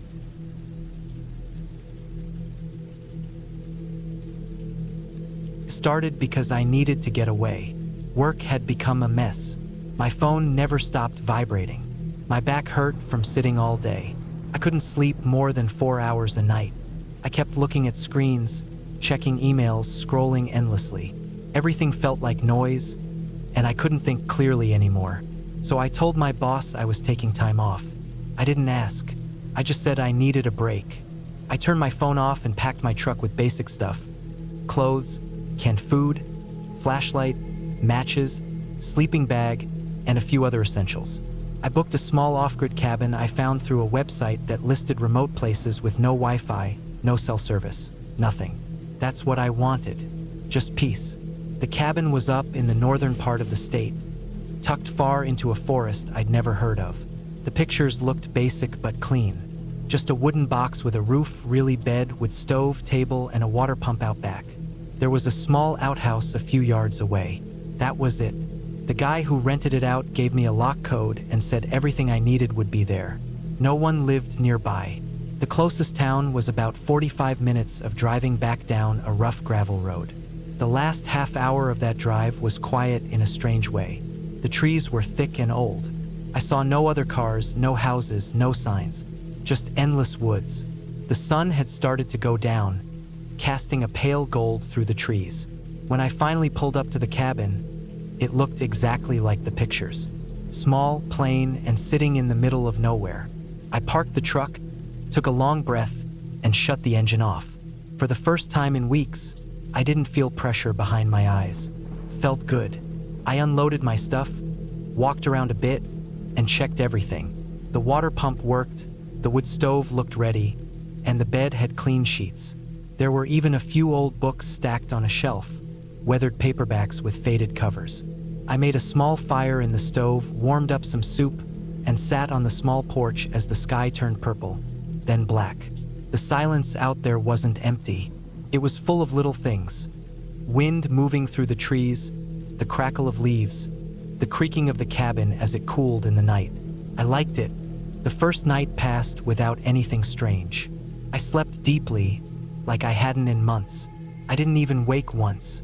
When I opened my eyes in the morning, the light was soft and golden through the window. I felt rested, quiet, empty in a good way. I made coffee on the stove and ate a granola bar. Then I grabbed my boots, coat, and went for a walk. I had no plan. I just wanted to move. The trees were dense, but there was no underbrush. The ground was covered with brown pine needles, soft and silent. After a while, I found an old game trail, a thin path worn into the earth, probably used by deer. It led off into the trees in a gentle curve. I followed it. That's when I found it. At first, I thought it was just another animal trail, but something was strange about it. The ground looked different, not muddy or freshly disturbed, just off, almost like someone had been walking it recently, even though it was faint and narrow. I looked around and didn't see any other signs of life. No beer cans, no footprints, no trash. But the trail was there, clear as day, bending slowly uphill between two thick trunks. I kept going. The trail went on longer than I expected. It weaved back and forth, sometimes narrowing so much I had to duck under low branches or step over fallen logs. It felt like it hadn't been used in a long time, yet also not abandoned. Not completely. Eventually, after maybe 45 minutes, I came to a clearing. At the center was a large flat boulder with something carved into it. Not words, just deep grooves in a pattern I couldn't understand. Beside it stood a wooden post, rotted and leaning, with rusted metal loops nailed into it. The air felt still there, not heavy, just unmoving, like time had stopped. I stood for a while, looking around, and then something shifted in my gut, a kind of tight feeling. I wasn't scared exactly, just suddenly alert.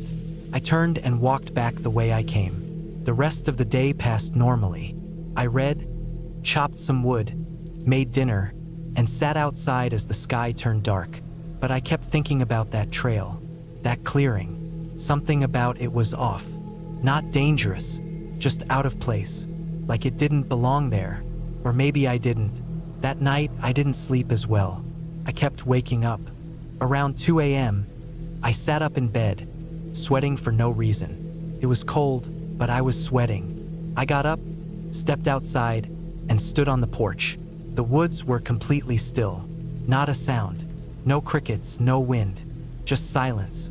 I I didn't stay out long. I went back inside, locked the door, and laid in bed staring at the ceiling for what felt like hours. The next day, I walked the other direction, away from the strange trail. I wanted to clear my head, but no matter which way I went, everything felt too quiet, too still. I saw no animals, not even birds. No movement. The forest didn't feel alive anymore. It felt like it was holding its breath. By the third night, I felt something else, paranoia, I guess. Every little sound made me look up. I kept glancing at the windows. I didn't even know what I was afraid of. There was no reason to be scared. I hadn't seen anything, but the silence had changed. It wasn't peaceful anymore. It felt like being watched.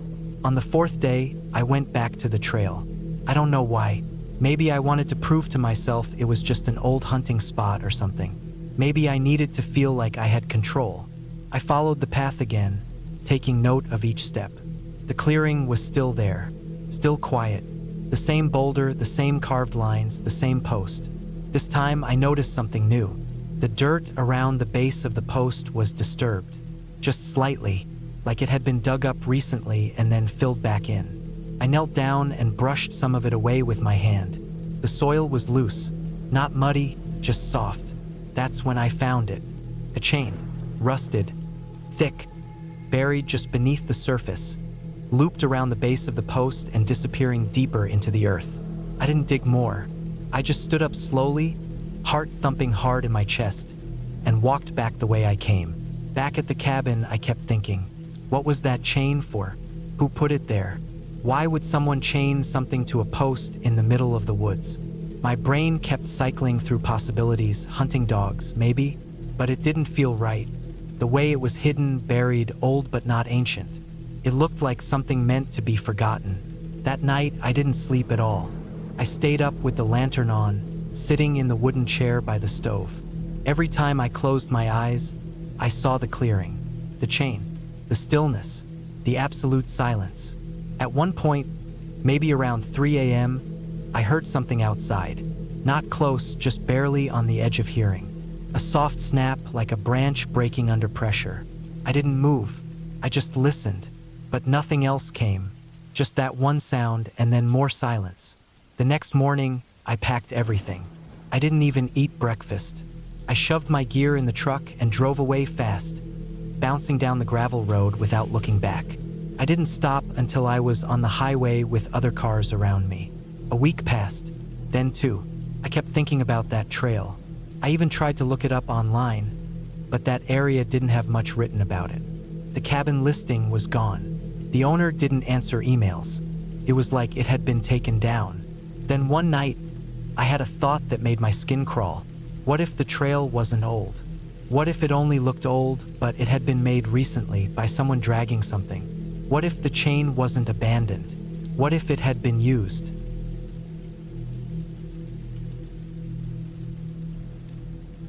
I had planned to stay in that cabin for 3 weeks. I found it online through a vacation rental site. It wasn't expensive, and it looked like the perfect place to be alone and focus on my writing. I wanted somewhere far from noise, phones, and distractions. Just trees, peace, and the sound of wind at night. I had a deadline coming up for a long-form article I was writing, and I thought isolating myself would help me get through it without wasting time. I'd done similar things before, but never this far out. The cabin was deep in the woods of northern Idaho, about an hour and a half from the nearest town. The road that led to it was mostly dirt and gravel, and the last part was barely even a road.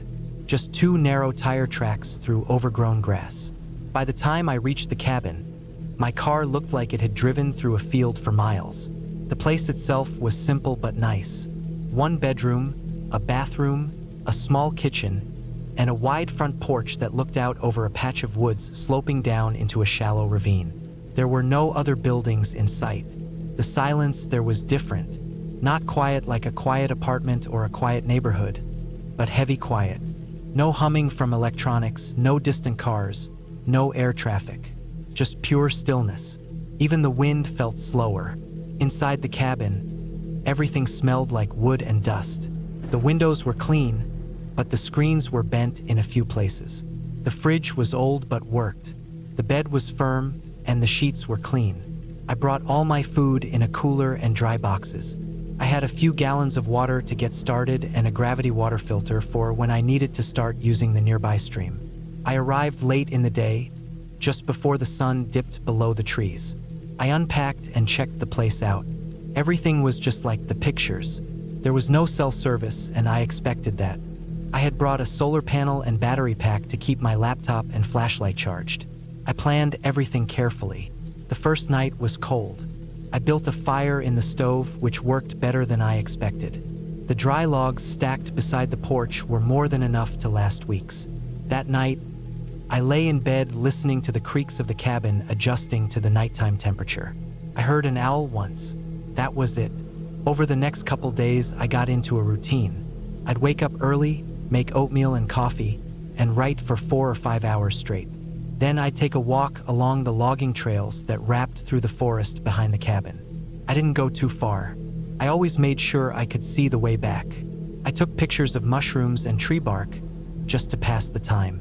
Then I'd come back, make dinner, read a little, and go to bed early. I didn't see a single person. Not a hunter, not a hiker, nothing. By the 4th day, I started noticing things. The first thing was small. I found a rock on the front porch that hadn't been there before. It was smooth and round, like a river rock, and it sat dead center on the wooden floorboards like someone had placed it carefully. I brushed it off. I thought maybe I brought it in on my boot or kicked it by accident. I threw it off the porch. The next day, there were 2. Same kind of rocks. One was on the porch again, and the other was on the wooden step below it. That time, I felt something tighten in my chest. The stones were too perfect and too intentionally placed.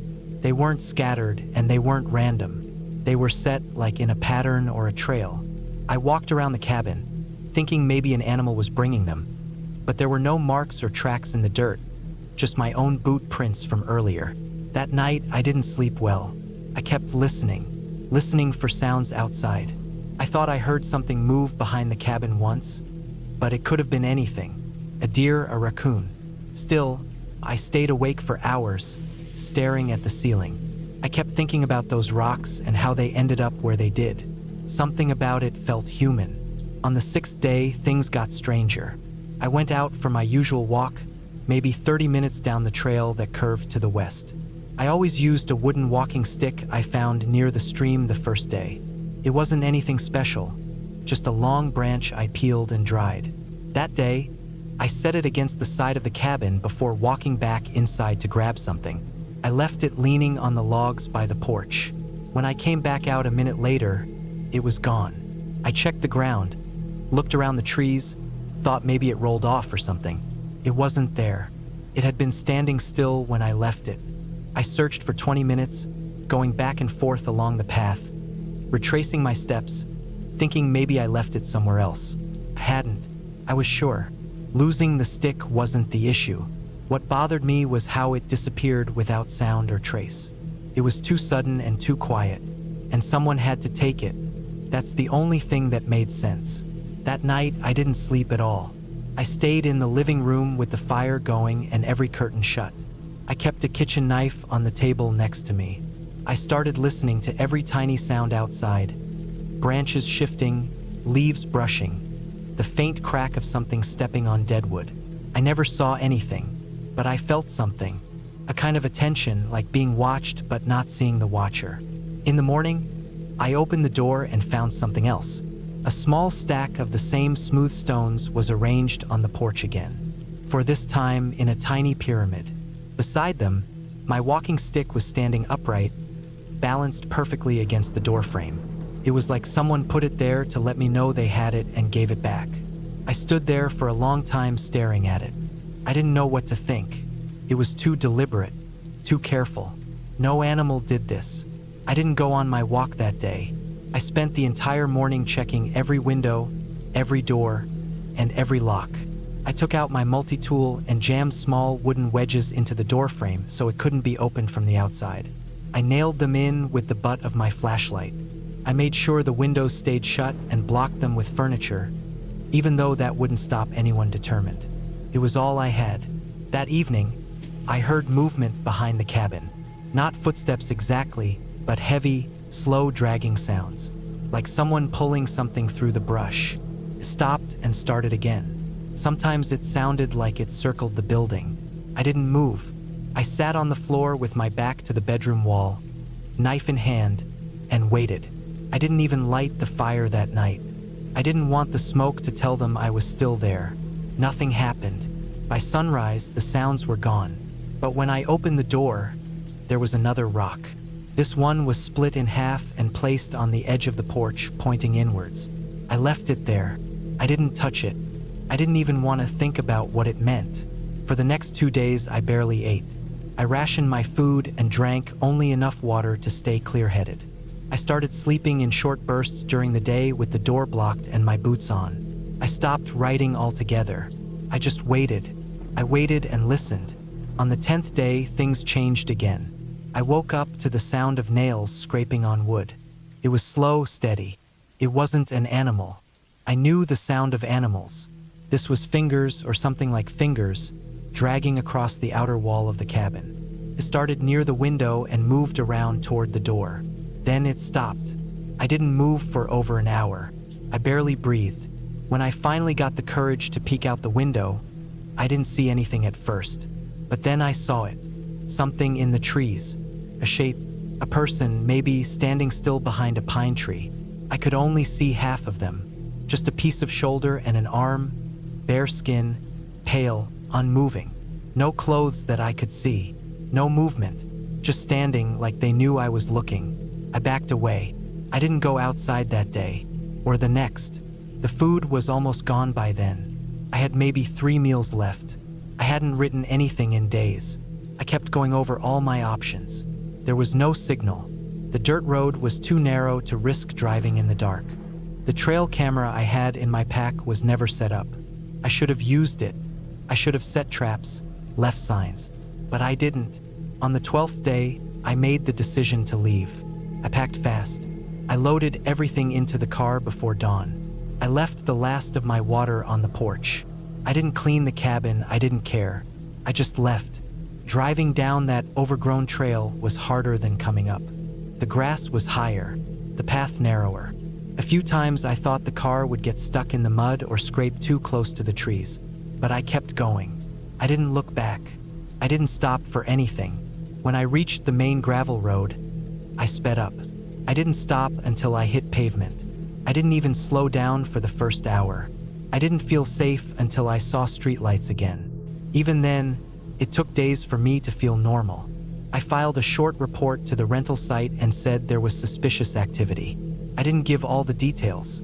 I didn't think anyone would believe it. The listing disappeared a week later. I never found out who or what was out there. Maybe it was someone living off-grid. Maybe it was a local playing games. Or maybe it was just someone who didn't want me there. But they never tried to break in. They didn't attack.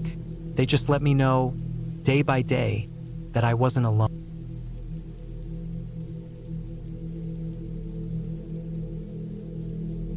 I needed a break from everything. Work had been constant. The noise of the city never stopped. And I felt like I was breathing recycled air all the time. I had started waking up in the middle of the night just to stare at the ceiling and feel like something was sitting on my chest. It wasn't panic. It wasn't depression. It was just everything piling up, and I needed to get away before I lost control of my mind. So I found this cabin. It wasn't anything special. It was cheap, off the grid, deep into the mountains of northern Idaho. No Wi-Fi, no cell signal, no electricity. Just a wood stove, an outhouse, and a water pump about 50 feet from the front porch.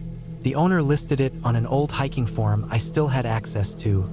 Said it was mostly used by hunters during the season but was open year-round. I rented it for 2 weeks. I packed only what I needed. Some canned food, basic tools, a few books, my hunting knife, a flashlight with extra batteries, and a small hand crank radio. I didn't even take my laptop. I left my phone in airplane mode, just in case I needed to take pictures or record something important. I told one friend where I'd be, gave him a printed map with a red circle on it, and said if he didn't hear from me in 3 weeks, he should call someone. That felt like enough. The drive up there took about 7 hours. The last hour and a half was on a dirt road barely wide enough for one vehicle. The trees thickened the further I got. Every so often, I'd have to stop and clear a branch or drive around a fallen log. By the time I reached the clearing where the cabin sat, my arms were sore from the wheel, and my head hurt from focusing so hard on the road. The cabin itself was smaller than I thought. Just a single room with a cot, a little table, a few shelves, and a heavy wood-burning stove. It was cold when I stepped inside, and everything smelled like sap and damp wood. Dust covered most of the surfaces, and there were mouse droppings in one corner. But the door locked, the windows shut tight, and the roof didn't leak, so I called it good. My first few days were exactly what I needed. I'd wake up early, make some tea on the stove, and sit on the porch with my boots on, watching the trees move in the wind. Sometimes deer passed through the clearing. I didn't hunt them. I wasn't here to kill anything. I just watched and listened. I hiked a bit each day, always staying within a few miles of the cabin, so I didn't lose track of the trails I was making with flag tape and scratches on trees. At night, I'd light a few candles, read for an hour or two, then sleep. The nights were dark, darker than anything I'd felt in years. No streetlights, no cars in the distance, no glow from windows. Just blackness outside and the soft crackle of firewood burning. It was on the 5th night that something changed. I woke up just before dawn. Something had tapped the outside wall. It wasn't loud, just a single knock, like someone had touched the side of the cabin with their knuckle. I sat up and listened. Nothing else. I told myself it was a tree limb or maybe ice falling off the roof, but I couldn't shake the feeling. That day, I walked the perimeter of the cabin. I looked at every tree close to the walls, thinking maybe one of them had bent in the wind. But the ground was still. No branches touched the cabin. I looked for footprints but didn't see any. The ground was mostly packed dirt with some pine needles, so it wasn't easy to see prints anyway. I tried to ignore it. That night I couldn't sleep. I sat up in the cot and just listened. Every creak of the wood, every shift of the wind outside. I tensed. Then, around midnight, I heard footsteps outside. I know what footsteps sound like. These weren't animals. These weren't squirrels or deer or raccoons. It was a slow, heavy crunch of boots on the ground, circling the cabin. Not fast, not panicked, just steady, deliberate. And whoever it was didn't say anything.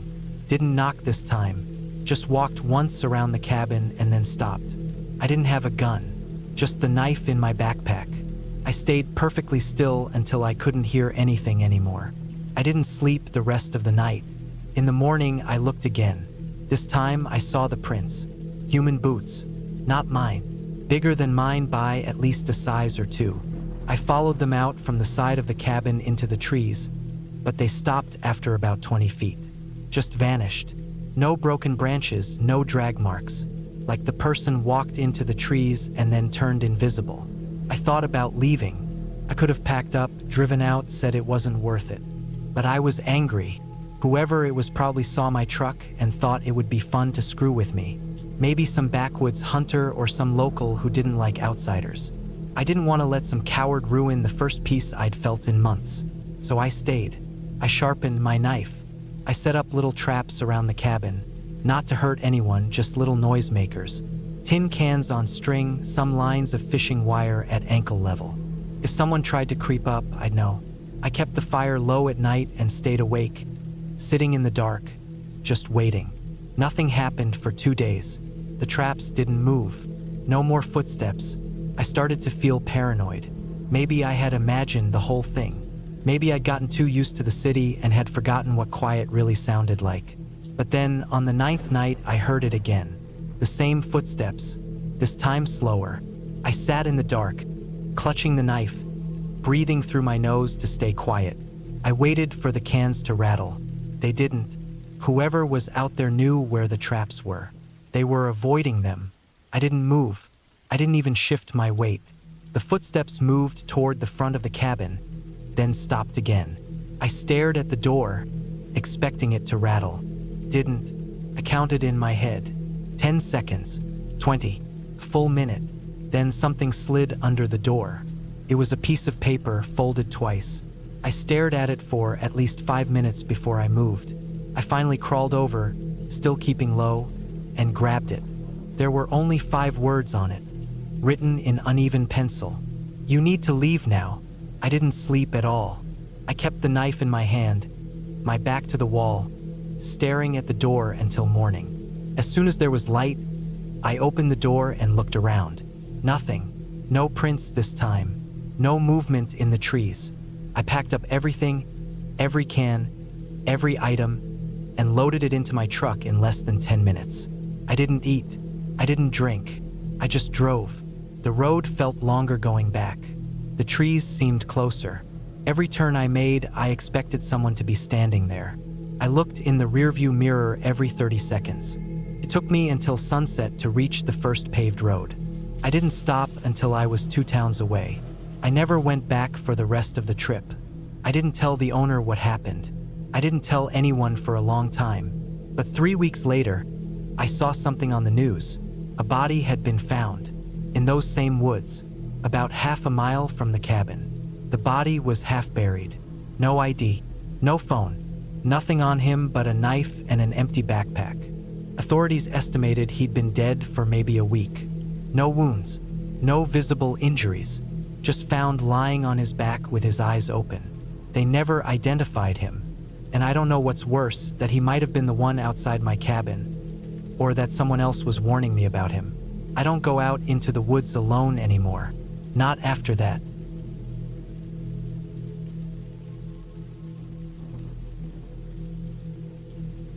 I had rented the cabin for a week. It was late October, and I wanted to get away from everything. Work, people, noise, traffic, phones. I had been feeling burned out. My sleep was getting worse, my chest always felt tight, and my mind wouldn't shut up, even when I tried to rest. The cabin was a last-minute idea, something that popped up in an email for rental deals in the mountains. I clicked it, looked at the pictures, and booked it within 5 minutes. It was a single-story wooden cabin about 30 minutes outside of a small town called Merrill's Ridge. The place was surrounded by woods, thick pines and old oaks with yellow leaves. It was at the end of a narrow dirt road, tucked away in a valley where you couldn't hear anything but birds, maybe some wind if it picked up. The trees blocked out most of the sky. The air was cold and clean. There was a small shed about 30 feet behind the cabin and an outhouse next to it, though the cabin itself had plumbing. There was also a fire pit with 3 worn chairs around it. That was it. No neighbors. No cell service unless I drove 10 miles back toward town. The cabin had 1 bedroom, a small kitchen, a living room with an old couch and a wood stove, and a screened-in porch with a single rocking chair. It smelled like pine and dust, not in a bad way. I brought groceries for the whole week and a cooler full of bottled water. I planned to hike, read, and sleep. That was all. I didn't want to talk to anyone. I got there on a Sunday afternoon. I unloaded my car, stacked the firewood that was left near the porch, set up my things inside, and tried to ease into the silence. The first night was hard. Every sound felt sharp. Trees creaking in the wind, twigs snapping, the heater kicking on and off. I couldn't sleep deeply. I kept checking the front door. I wasn't used to being that far from other people. Even though I wanted the silence, it made me uneasy at first. The next 2 days were better. I hiked short trails behind the cabin and sat on the porch with a book. I cooked pasta and eggs on the little gas stove and made coffee in the mornings. I started sleeping longer. I didn't think about emails or meetings or anything from back home. For a little while, it was peaceful. The kind of peace you forget exists. But on the 4th night, things changed. I was inside by 6 that night. It had gotten colder and the sky had turned gray.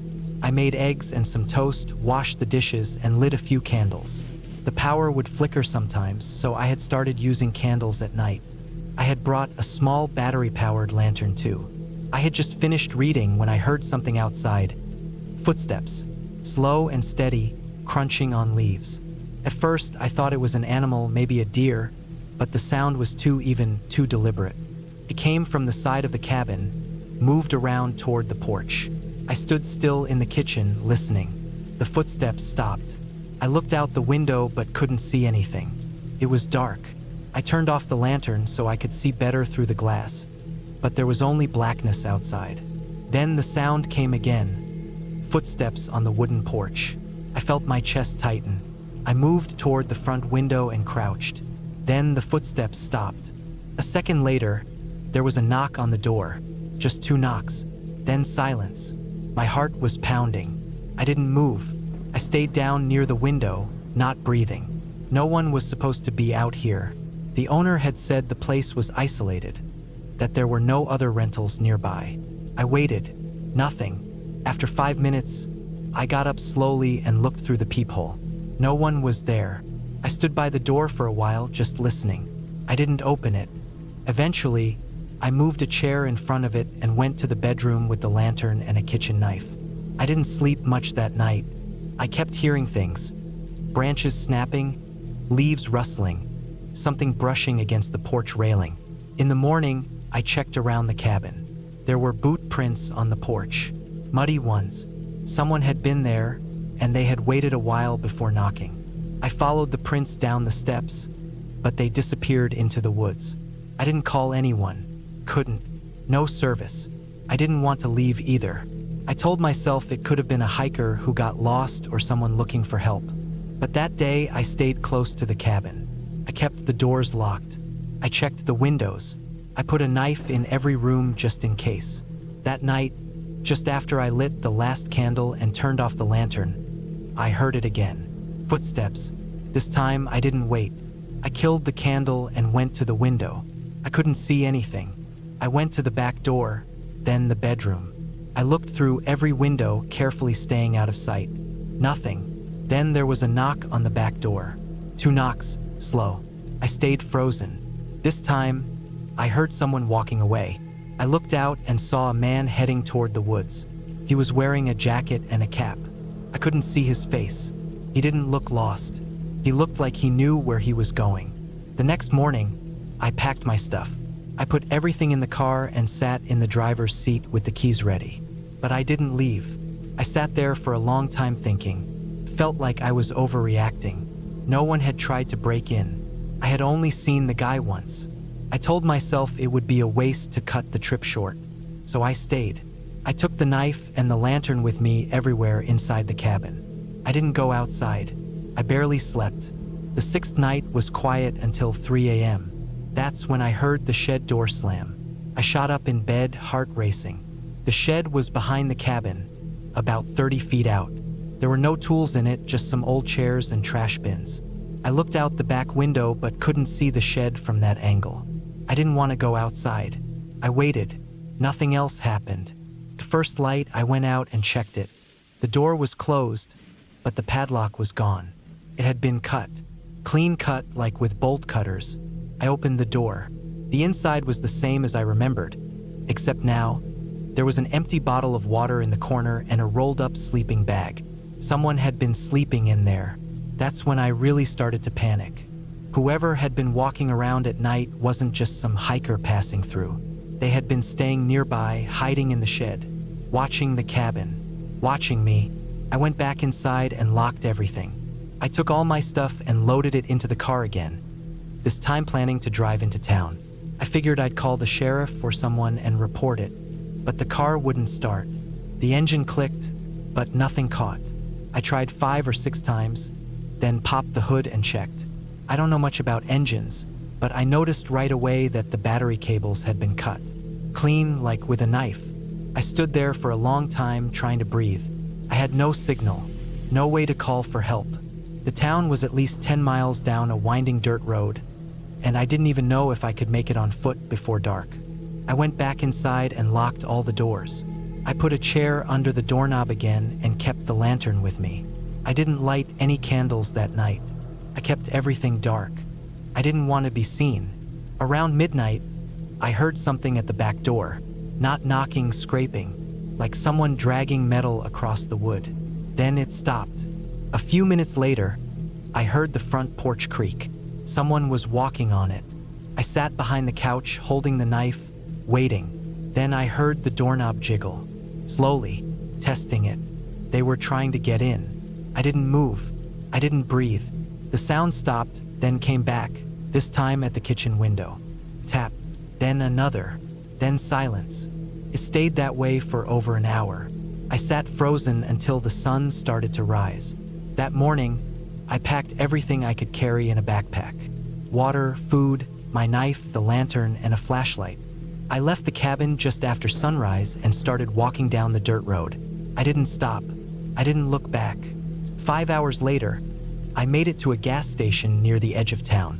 I found someone there and asked to use their phone. I called the local police and told them everything. They sent a car to the cabin. The officer called me later that night.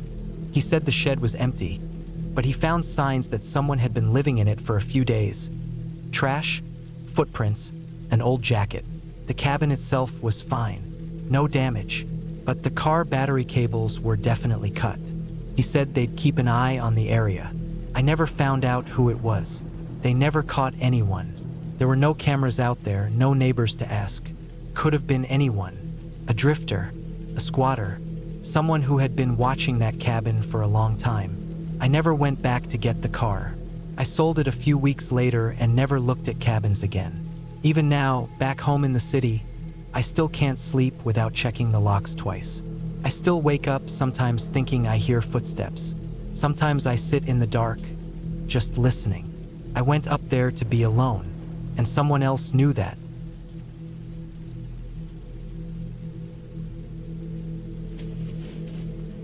I needed a break. That was the only reason I agreed to spend a full week alone in that cabin. No internet, no phone signal, no other people. Just me and the woods. I thought I'd clear my head, reset from all the pressure at work, maybe catch up on reading and get away from everything that was slowly wearing me down. I didn't want anything fancy, just quiet. The cabin belonged to a guy I knew from a hiking forum. He lived about an hour away and told me he rarely used the place. Said it was too boring for him, but perfect if I was looking for solitude. I paid him a small rental fee through PayPal. He gave me the GPS coordinates and a detailed PDF on how to get there, where the keys were hidden, how to start the wood stove, and how to use the generator if I needed power. The cabin wasn't listed online or anything. It was just this half-forgotten place in the middle of the forest with a dirt path leading to it, barely wide enough for a car. I packed light, mostly canned food, a few gallons of water, some clothes, a flashlight, matches, a couple of books, and my pocket knife. I also brought a portable solar charger and a headlamp. I left my laptop and work phone at home. That was the point, no distractions. Took me almost 5 hours to get there. The last hour was the roughest.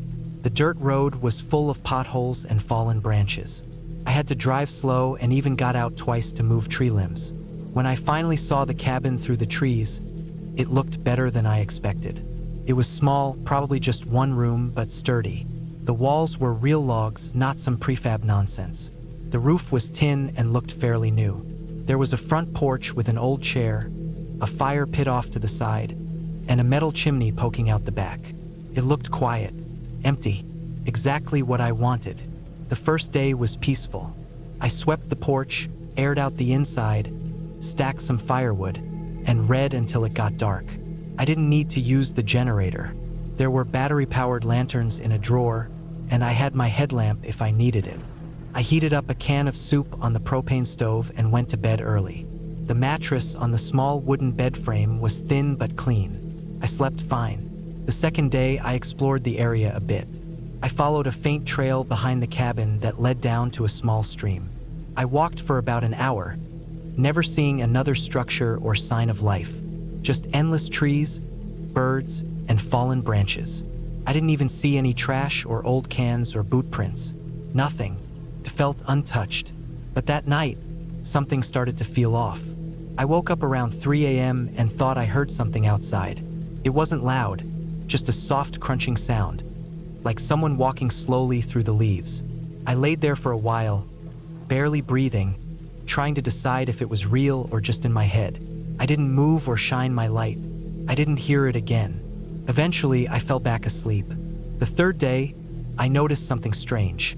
The chair on the front porch was a little out of place. I had moved it the day before to sweep, but I could have sworn I pushed it back into the corner. Now it was angled toward the woods, as if someone had sat in it and just walked off. It unsettled me more than it should have. I stared at it for a while, then finally convinced myself that maybe I just didn't remember moving it back. That night, the noise came back. This time it was louder. It sounded like sticks snapping about 20 feet from the cabin. I sat up in bed, listening hard, my hand around the handle of my pocket knife. I didn't have a gun. I didn't think I'd need one. I listened for a long time, heart pounding, but nothing happened. I eventually forced myself to lie back down, but sleep didn't come easy. The next morning, I checked the area around the cabin. I didn't see anything unusual at first, but near the side of the cabin, in the dirt, I saw what looked like a boot print. It was faint, half mushed into the soil, but it didn't look like mine. It was larger and had a different tread. I checked all my boots and shoes. I only brought 2 pairs, and neither of them matched. That scared me. I told myself maybe it was old. Maybe even the guy who owned the cabin had been there recently and just didn't say anything. But it felt too fresh, too clear. That afternoon I stayed inside mostly. I kept one of the lanterns on, even while the sun was up.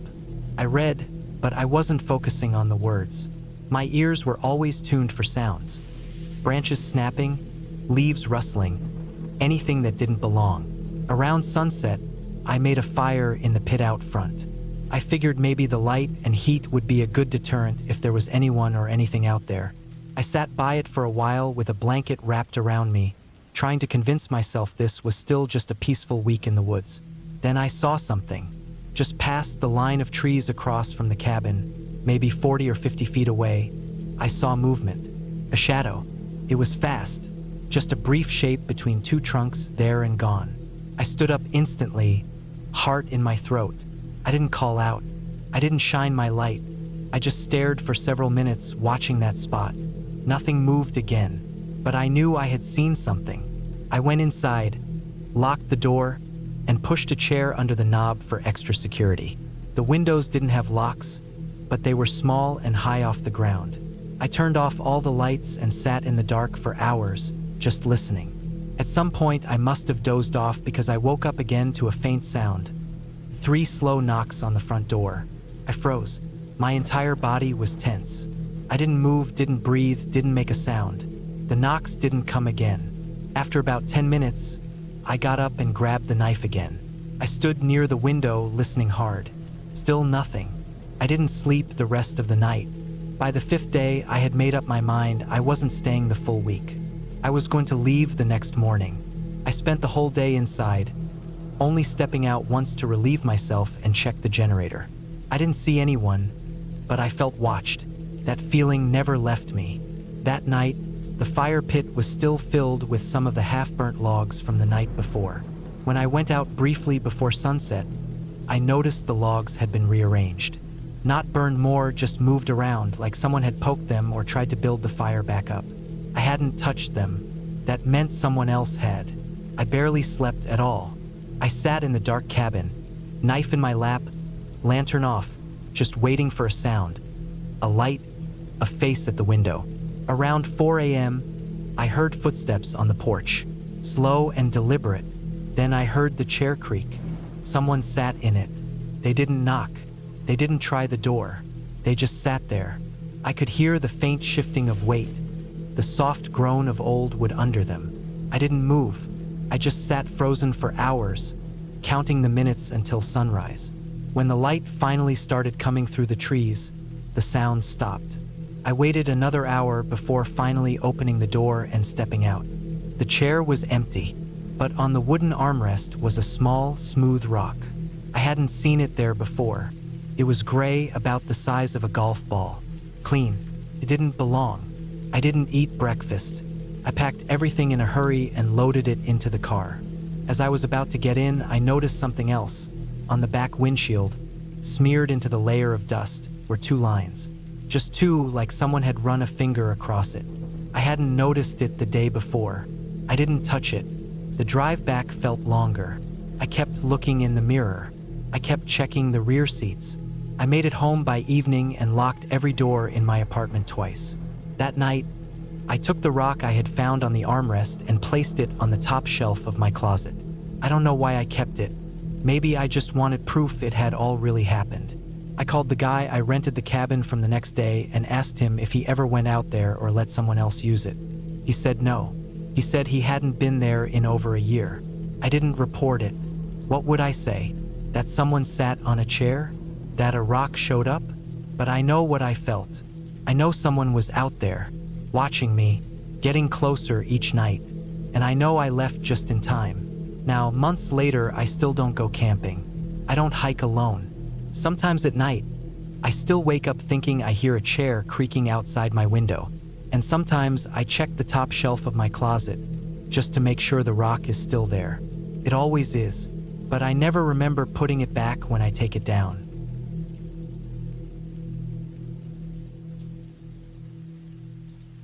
I had been working nonstop for almost 2 years. Between the pressure of deadlines, the constant buzz of emails, and the kind of stress that follows you home and sits on your chest while you try to sleep, I started to feel like I couldn't breathe. So when a buddy told me about a remote cabin in the northern woods of Montana, no cell service, no Wi-Fi, and nothing but forest for miles, I booked it right away. He had stayed there once, said it was peaceful, quiet, perfect for people like me who needed to unplug. It was mid-October, right when the cold starts creeping in, but not yet snow-covered. That was fine by me. I didn't mind the cold. I drove out there in my old truck, which had just barely passed inspection. The drive took longer than I expected, about 10 hours from where I lived. But the last stretch was the hardest. Dirt road, potholes, sharp turns with no signs, nothing but tall trees on either side. I had to slow down and squint at a printed map because my GPS had cut out 2 hours earlier. I saw no other cars, no houses, just endless forest. The kind of place where people disappear, I remember thinking at one point, then chuckled nervously to myself. I had no idea how close I was to being right. The cabin was simple, small, but solid. Wooden frame, tin roof, a small porch with 2 creaky chairs. It sat at the edge of a slight slope, with the back leading into thicker woods. There was a fire pit in front, a shed off to the side, and a water pump that looked like it hadn't been touched in a year. Inside, it was clean enough. A cot with a thick blanket, a table, 2 chairs, a small kitchenette with propane burners, a wood stove, and shelves stacked with dry goods. There was no bathroom inside, just an outhouse a little ways down a trail. The place had everything I needed. I unloaded my stuff, mostly canned food, dry snacks, a sleeping bag, a few books, and a thick notepad to write in. I even left my phone in the glove compartment. That first night, I made a fire inside the wood stove, heated up some soup, and sat outside watching the trees turn black under the dusk. I hadn't felt that still in years. The first 2 days were calm. I walked the nearby trails, took some notes, sat for hours listening to birds or wind in the branches. The forest was deeper than I'd imagined. There were no markers, no trail signs, and the only real path was one that looped behind the cabin and deeper toward a small stream. I didn't go far. I knew better than to wander without landmarks, especially with the sun setting earlier and earlier. Nights were cold. I used the wood stove to keep warm and stayed wrapped in layers, but I started to notice something strange. Every night, I'd stack logs in a neat pile inside, ready for the next morning. By the time I woke up, 1 or 2 pieces would be missing. I thought maybe I'd used them and forgotten, or maybe I miscounted. Still, I started keeping track more carefully. On the 3rd morning, I saw fresh muddy prints on the cabin porch. Not shoe prints, bare feet.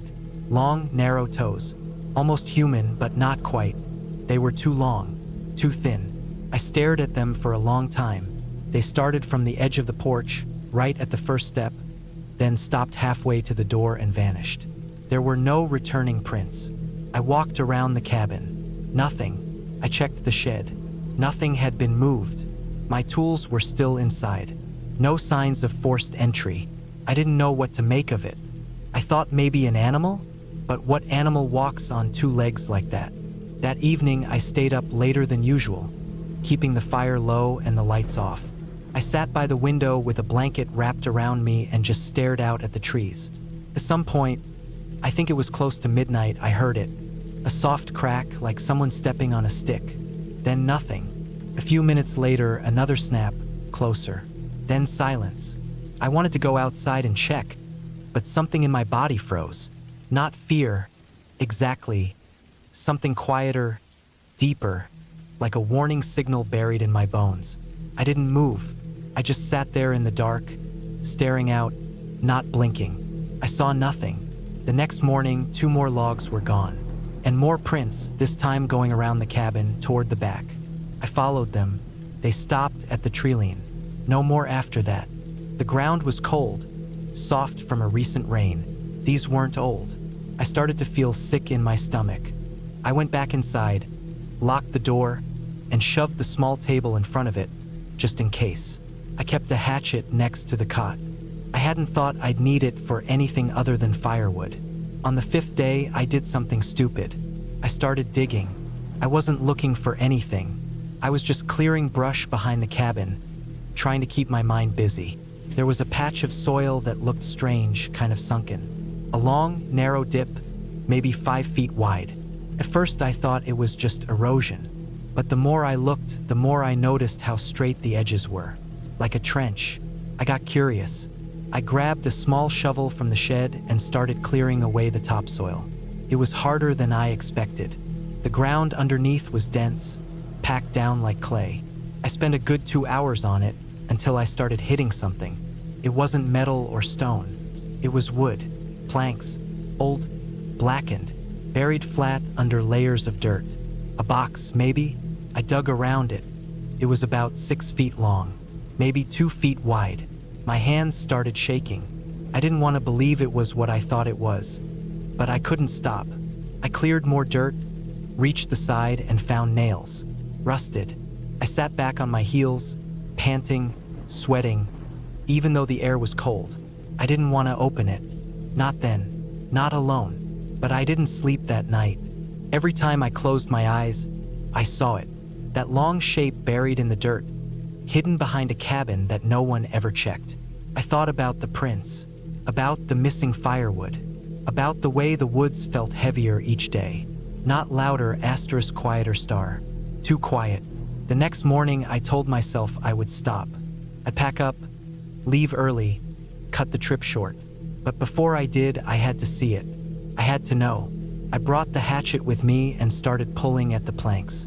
They cracked easier than I thought they would. Dry wood, rotted through. I pulled off 2, then 3 until I saw what was inside. Cloth, layers of it, torn, damp, stained. Then something pale beneath it.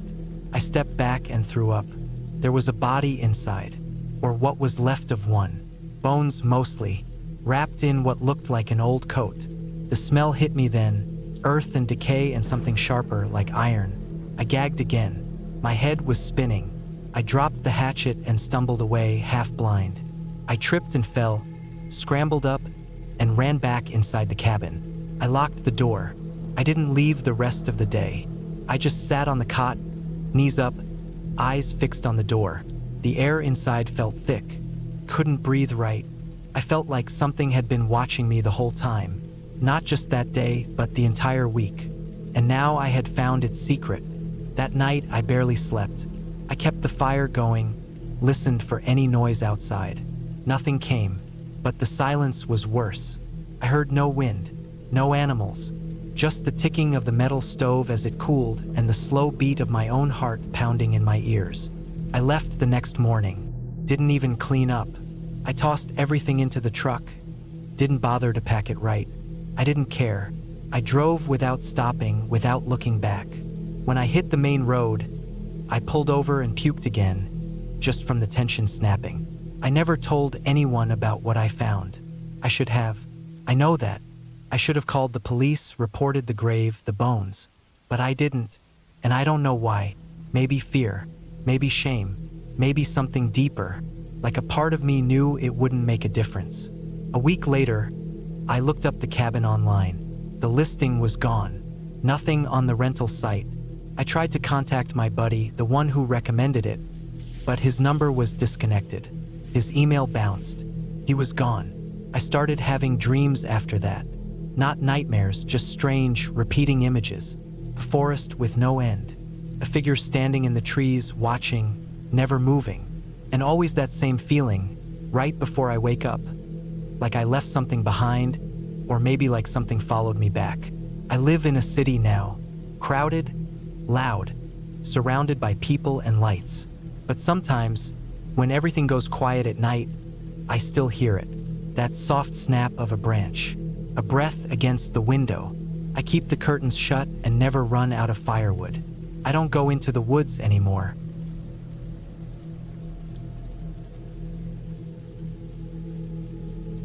It was January when I decided to take a break from the city. I had been working non-stop since October, barely taking weekends off. I was tired of the noise, the traffic, and the same daily routine. Everything felt heavy. So I took some time off from work, packed up my old SUV, and drove out into the woods up north.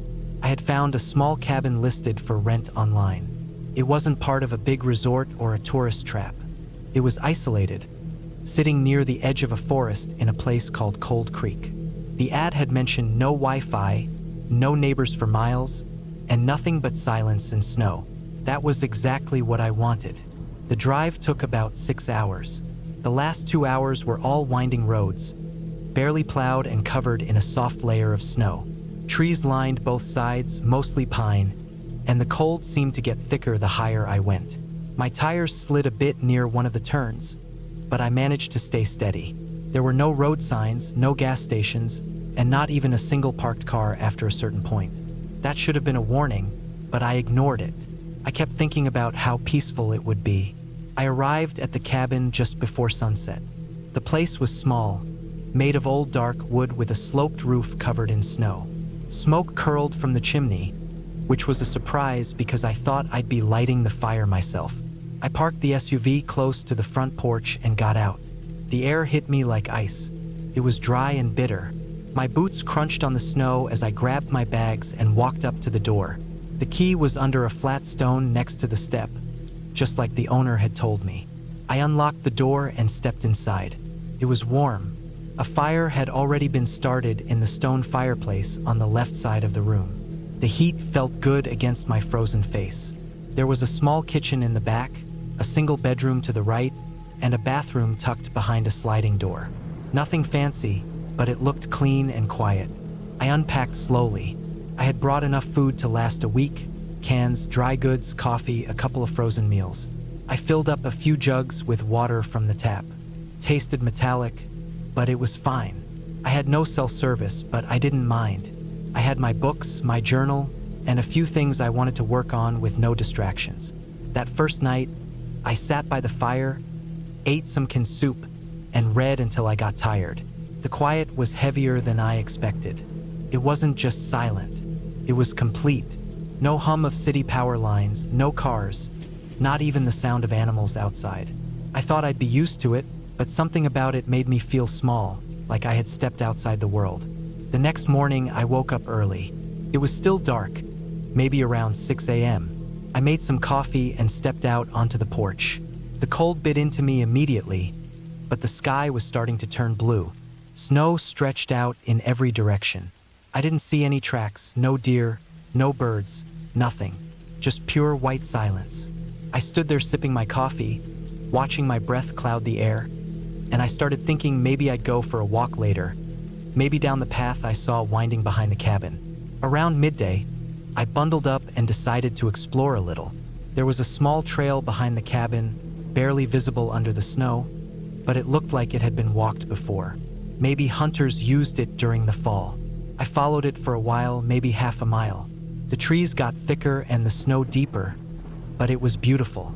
I felt alone in the best way. After a while, I turned back. I didn't want to lose track of time and get caught out in the dark. That night, I cooked some beans on the stove and went to bed early. The wind picked up sometime after midnight. I could hear it howling through the trees, pressing against the cabin walls. Something kept creaking, probably the roof or one of the shutters, but I tried not to think too hard about it. The next morning was when things started to feel off. When I opened the front door, I noticed something strange in the snow. Tracks, not boot prints. They were wider and deeper. They came from the woods and stopped right at my front porch. I crouched down and looked at them closely. They weren't animal prints either. No claws, no paws. Just deep, heavy indentations. It looked like someone, or something, had walked up to the porch, stood there for a while, and then turned back. I checked all around the cabin. No other prints, just that one trail in and out. I stared at it for a long time. It hadn't snowed overnight, so it had to have happened sometime after dark. I didn't hear anything, though, just the wind. Still, I locked the door when I came back in and checked all the windows. Nothing broken, nothing touched. That day, I stayed inside. I kept telling myself it was probably a hunter or someone lost. But then I remembered how far I was from anything. No one lived nearby. No roads led up past the cabin. Anyone walking through the woods would have had a hard time getting up here. Still, I stayed busy. I wrote for a while, cleaned up the kitchen, read until dinner. That night, I couldn't sleep. Around 2 a.m., I heard a noise outside. Not wind, not trees, a crunching sound, soft but steady, like footsteps in the snow. I sat up in bed, holding my breath, stopped for a moment. Then I heard something brush against the wall. A thud, then silence. I got out of bed slowly and walked to the window. Couldn't see much. Everything was dark except for the faint moonlight bouncing off the snow. I stayed there for a long time, staring out, waiting for something to move. But nothing did. Eventually I went back to bed. But I didn't sleep well. In the morning, the prints were back. Same as before. Coming from the trees, stopping at the porch and turning around. This time there were more. For sets. All coming from different directions. All meeting at the same spot in front of my door. Then gone. I started to feel something I hadn't felt since I was a kid. Fear that sits deep in your stomach.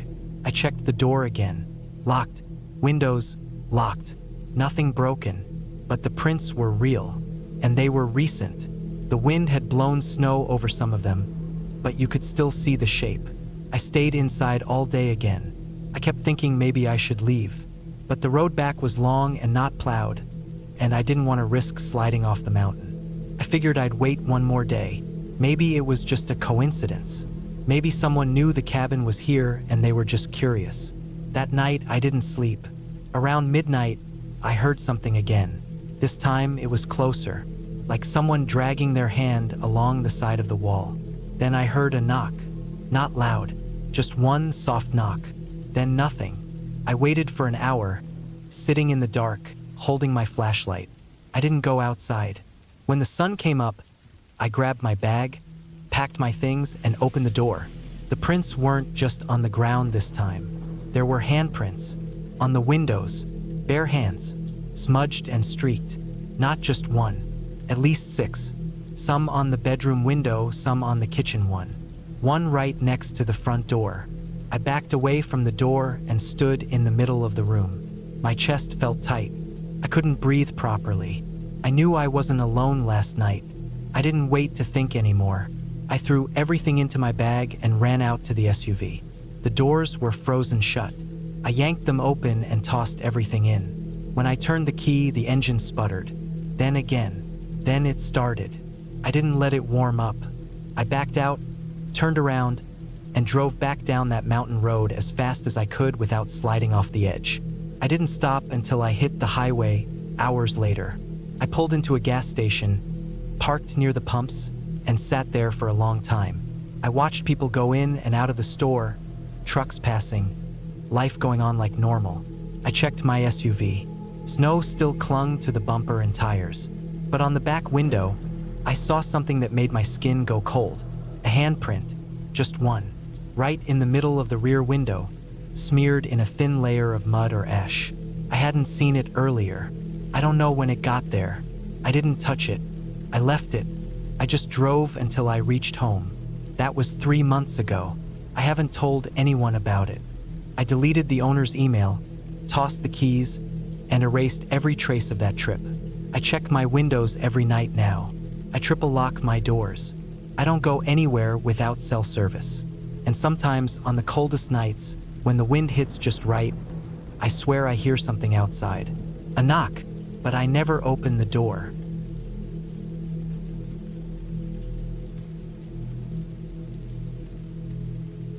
It was the middle of October when I finally decided to take a break from everything. Work had been draining me for months.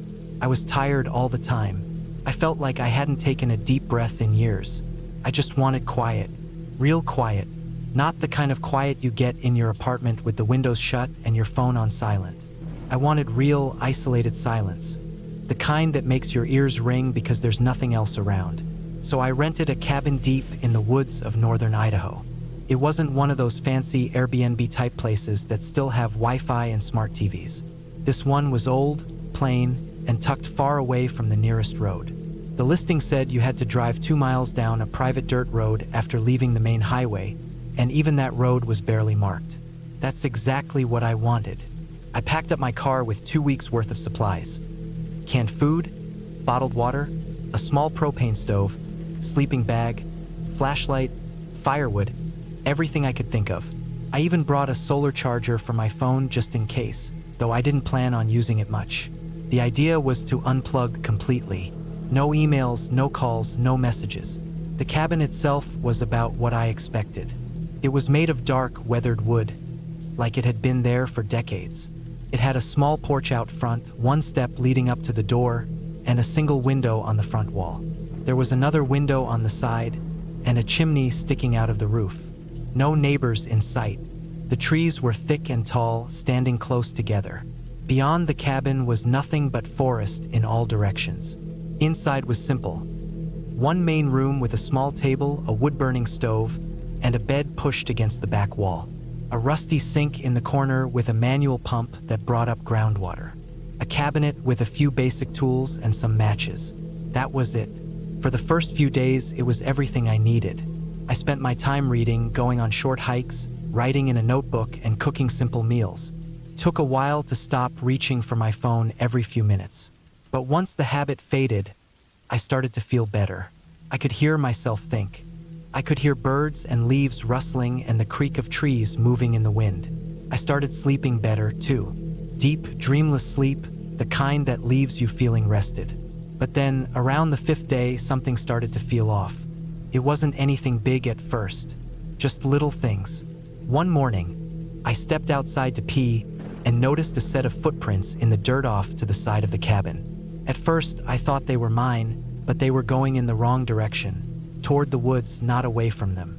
They also looked fresher than they should have been. The ground had been soft from rain the night before, and these prints looked sharp, like someone had walked through early that morning. They weren't boot prints either, more like sneakers. I told myself it was nothing. Maybe they were mine from an earlier walk I forgot about. Or maybe some old prints had gotten reshaped in the rain. Still, it bothered me. The next night, I made sure to lock the door. Not that it would stop anyone determined, but it made me feel a little better. There was no phone signal out there, so if something went wrong, I had no quick way to get help. The next morning, I woke up early, just after sunrise. The air inside the cabin felt colder than usual. I put on my jacket and got up to start a fire in the stove. That's when I noticed the door was unlocked. I clearly remembered locking it before bed. I even tested the handle after doing it like I always did. I stood there staring at the knob for a long time, trying to remember if I might have gotten up in the night to pee and forgot to lock it again. But I hadn't. I knew I hadn't. I spent most of that day trying to brush it off. Maybe the old lock was loose and it had slipped open on its own. Maybe I just thought I locked it but never did. I tried to go about the day as usual, but I kept checking over my shoulder. I kept hearing things that didn't sound like the usual creaks and rustles. Sometimes it sounded like faint footsteps outside, crunching leaves or snapping twigs. Once I heard what I thought was breathing near the window, but when I turned around, nothing was there. That night, I couldn't sleep. Every little sound made me sit up and listen. I kept the fire going longer than usual, just so I wouldn't have to lie there in silence. At one point, I heard something that sounded like a soft scrape on the wall outside, right where the head of the bed was. I didn't even breathe. I just lay there staring at the ceiling, trying to hear it again. But it didn't come back. I got out of bed, picked up the flashlight, and walked slowly to the window. I stood there for a long time, shining the light back and forth across the trees. Everything looked still, but I had the strange feeling that something had just moved, like I was a second too late. The feeling was so strong I stepped outside. even though every part of me didn't want to. I didn't go far, just to the edge of the trees, shining the flashlight in wide sweeps. Still nothing.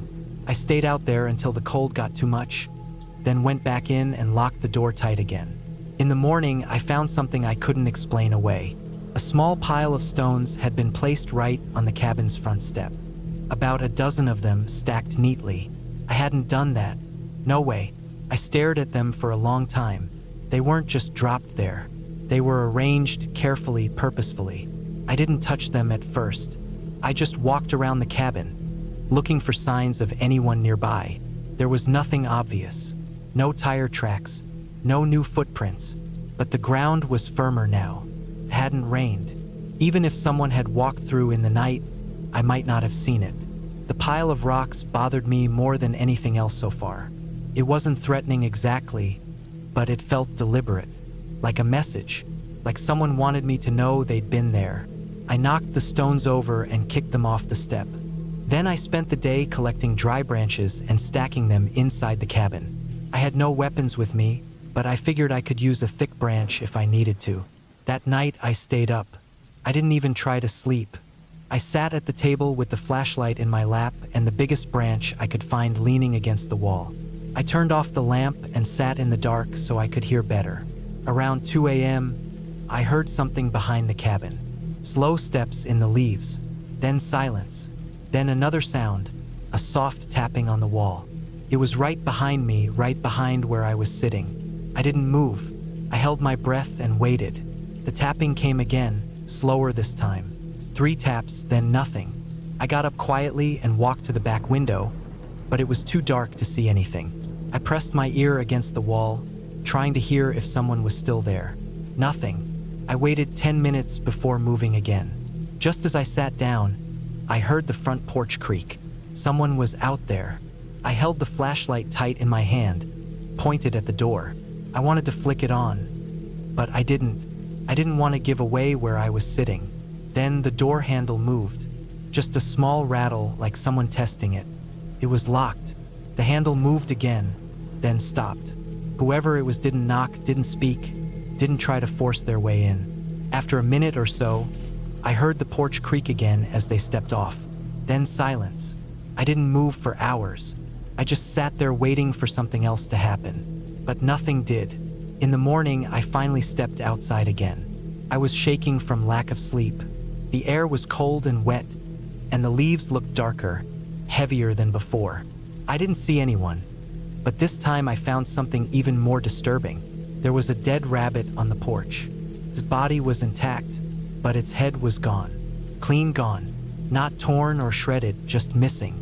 It had been placed right where the stones were the day before. I backed into the cabin and shut the door. My heart was pounding. I didn't know what to do. I still had no cell signal. The car was parked about a quarter mile up the dirt road, behind a thick row of trees. I didn't want to leave just yet. A part of me still thought maybe this was some backwoods prank, some local messing with the out-of-towner. But then something else happened that made me leave for good. That night, while I was inside trying to sleep again, I heard footsteps on the roof. I sat up in bed and held my breath. They were slow, deliberate, moving from one end to the other. Not an animal, not the quick scamper of a raccoon or squirrel.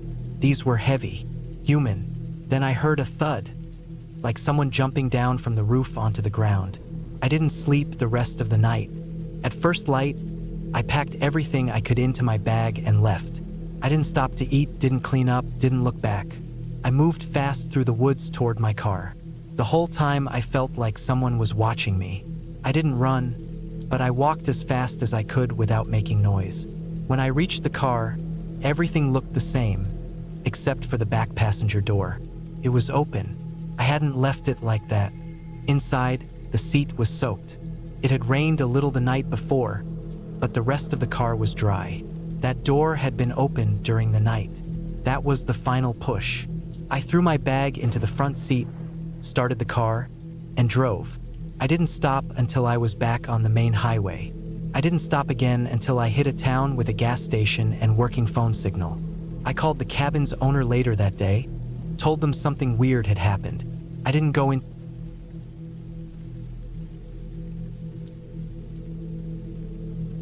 I never planned to spend that week alone. It just kind of ended up that way. My cousin and I had talked about getting out of the city for a while, renting some old place in the woods, away from everything.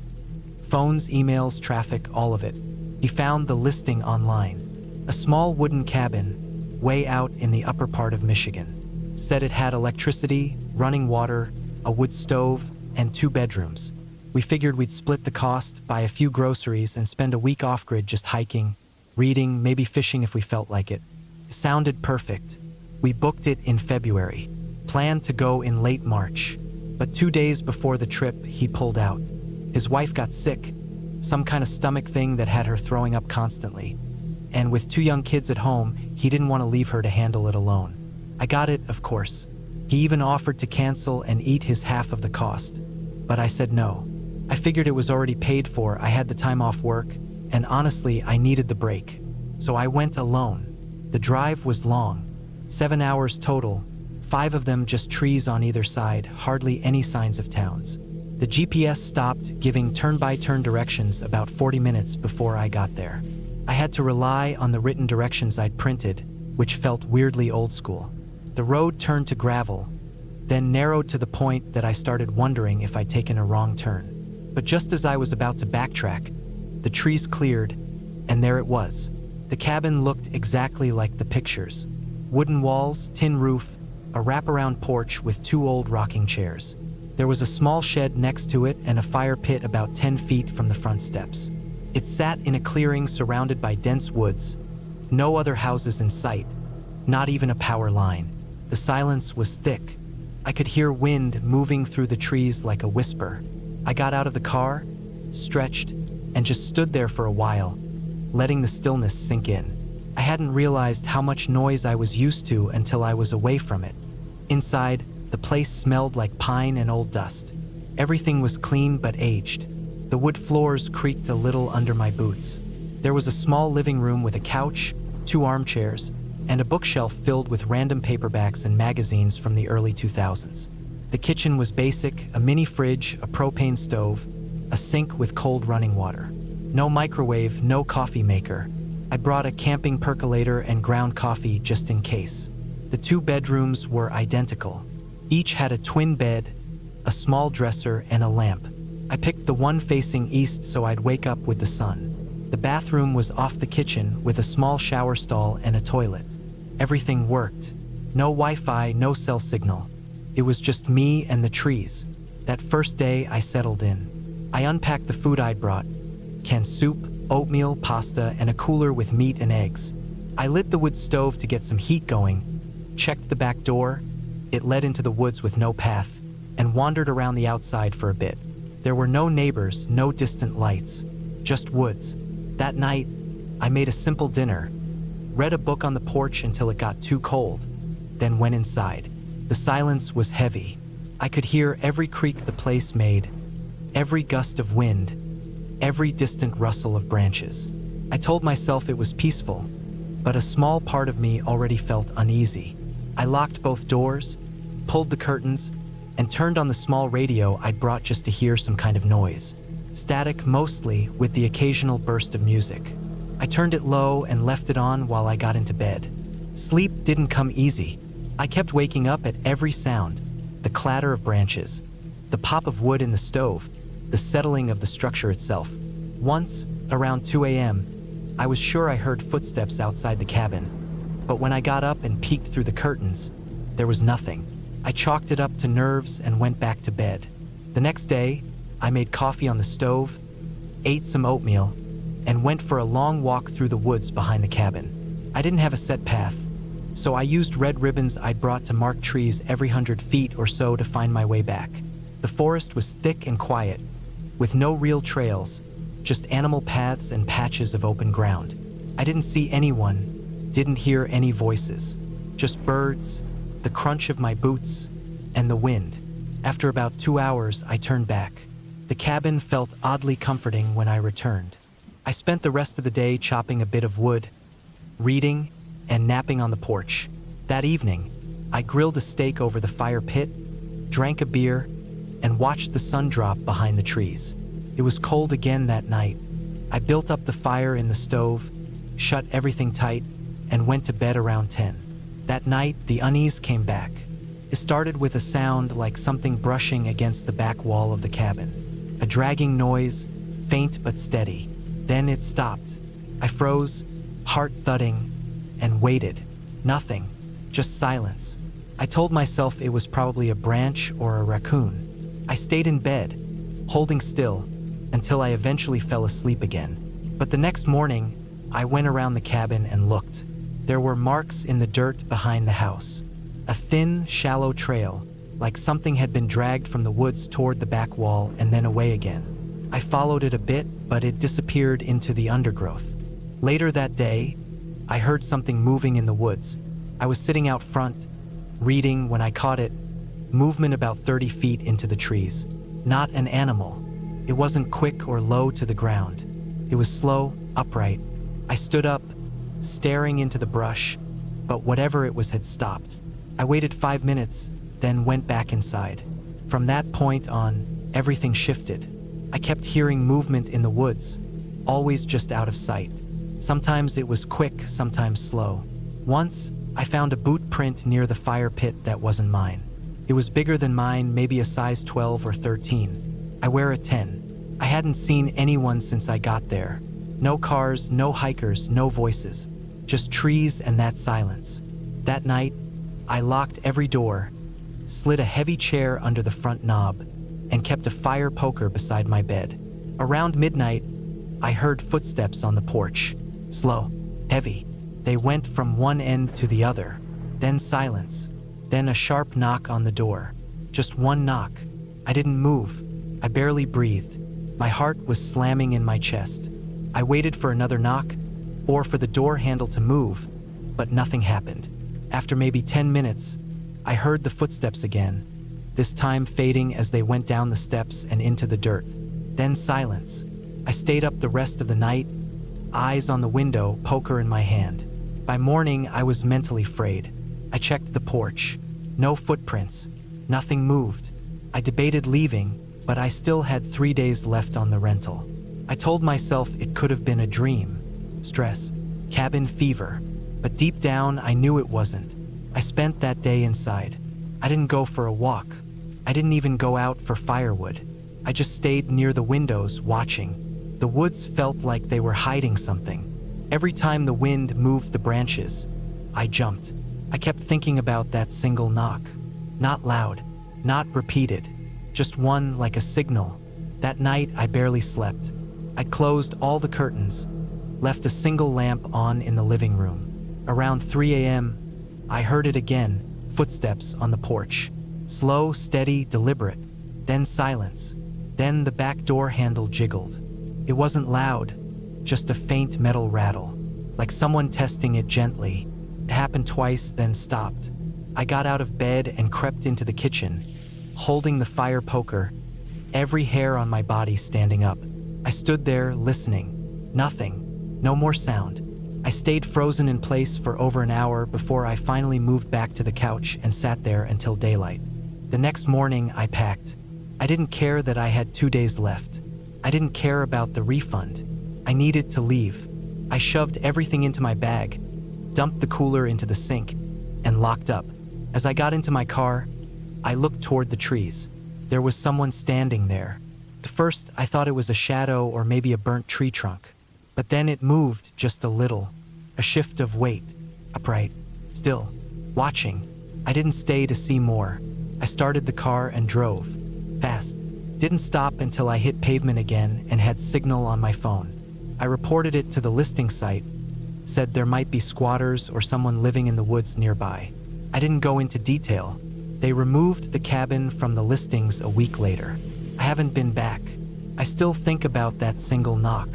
That quiet, calm tap like someone who wasn't in a hurry.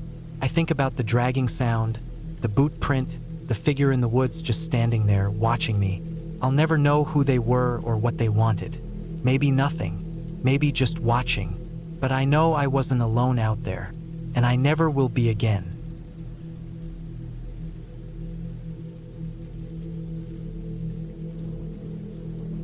I had been looking forward to this trip for months. I was tired of my job and the noise of the city. I needed time alone, not just a day or two. I wanted a full week with no one around. No phones, no screens, no people. I found a small cabin listed on a hiking forum. It wasn't a rental in the usual sense. The guy who owned it didn't live there anymore, but he offered it to people who liked to hike and needed shelter for a few nights. It was deep in the forest, far from roads. You had to hike nearly 2 hours to reach it. It didn't have power or running water, but I didn't care. I wanted silence, solitude. I wanted to clear my head. I arrived around noon that day. The trail wasn't marked on any official maps, but the owner had sent me a sketch with landmarks. I kept checking the drawing every few minutes, making sure I stayed on track. The path was narrow and mostly dirt, broken up by rocks and small streams.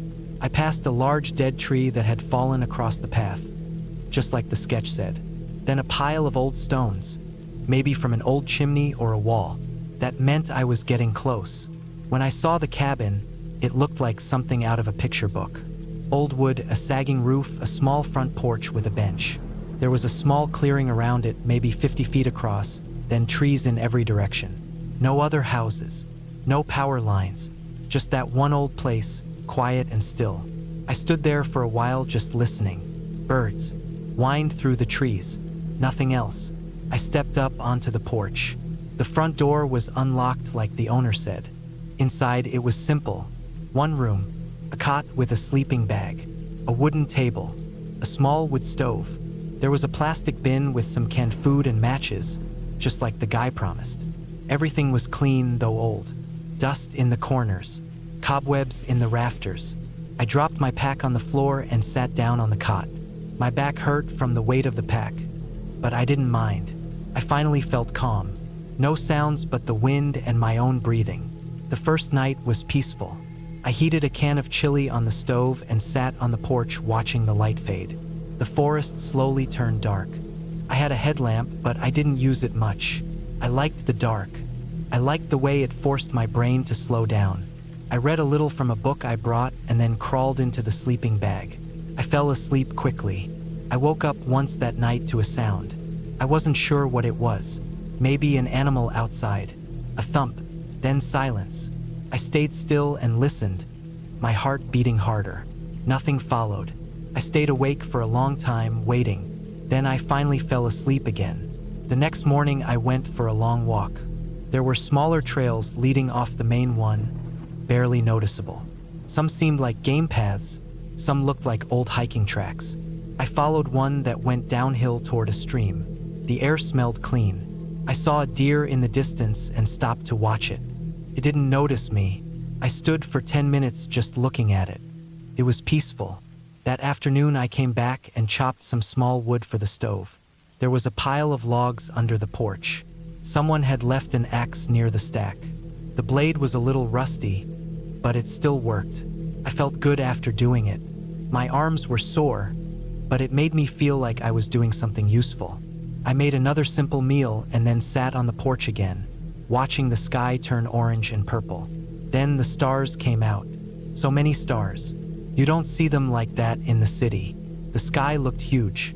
That night, something felt different. Couldn't say why. Maybe it was how quiet it got.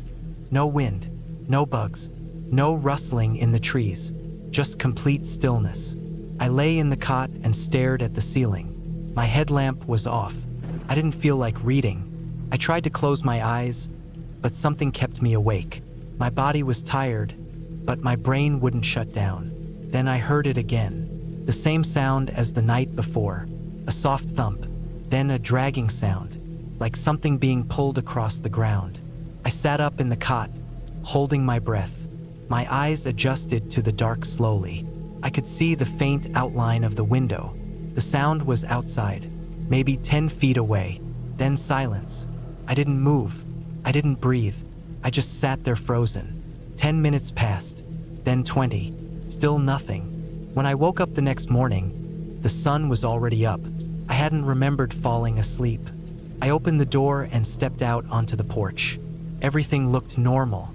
But when I looked down at the dirt path near the cabin, I saw something strange. There were marks in the dirt. Not footprints exactly, just lines. like someone had dragged a stick through the soil. One long line, maybe 6 feet long, curving a little, then vanishing into the trees. It wasn't an animal trail. It was fresh, very fresh. I stared at it for a long time. I tried to brush it off. Maybe a branch fell and rolled. Maybe an animal dragged something. I didn't want to think about it too much. I told myself not to be stupid.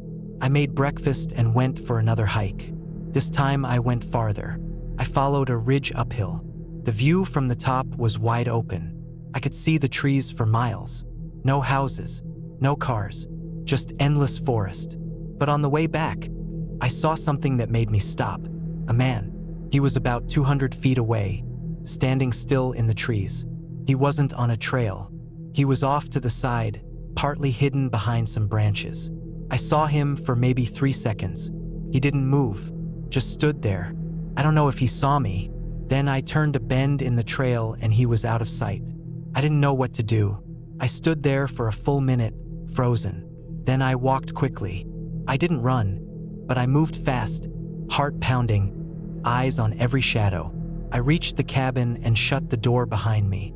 I locked it, even though the lock was just a simple latch. I sat down and tried to think. What was he doing out there? There were no other cabins, no trails in that direction. He wasn't wearing hiking gear, just a jacket and jeans. No pack, no hat, no reason to be there.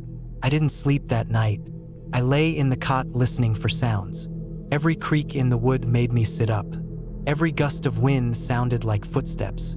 I kept the headlamp on and held the axe close. My stomach felt tight. Every few minutes I checked the window. Nothing, just black trees and moonlight. But around 3 a.m., I heard something again. A soft knock on the back wall. Not the door, the wall. A slow, dull knock. 1, 2, then nothing. I didn't move. I just sat there, heart pounding so hard I thought it would explode. I waited for hours. No more sounds, no movement. When the sun finally came up, I stepped outside. I went around the cabin slowly, holding the axe. Nothing, no one. But on the back wall, right near the ground, I saw 3 fresh marks, scratches in the wood, like someone dragged something sharp along it. They weren't deep, just surface level, but they were new. That was the day I decided to leave. I packed my bag fast. I didn't eat. I didn't drink. I just stuffed everything in and got ready to go. But something stopped me. I checked my phone, even though I knew there was no signal. Still no bars. I felt like I needed to tell someone, but there was no one to tell. I started walking. About 10 minutes into the hike, I saw something in the dirt ahead. A small pile of rocks. It hadn't been there before. 5 rocks stacked carefully, balanced, right in the middle of the trail. I walked around it, heart racing. Then, 20 minutes later, another one. This time 7 rocks. Again, right in the middle, cleanly stacked. No moss, no dirt, fresh. Someone had made them. Someone who knew I would see them. I didn't stop again. I walked as fast as I could without running. I started sweating, even though the air was cold. My boots hit the trail hard. My breath came fast. I kept turning around, sure I would see him behind me, but the trail was always empty. When I reached the main dirt road where I'd left my car, I nearly cried. It was still there.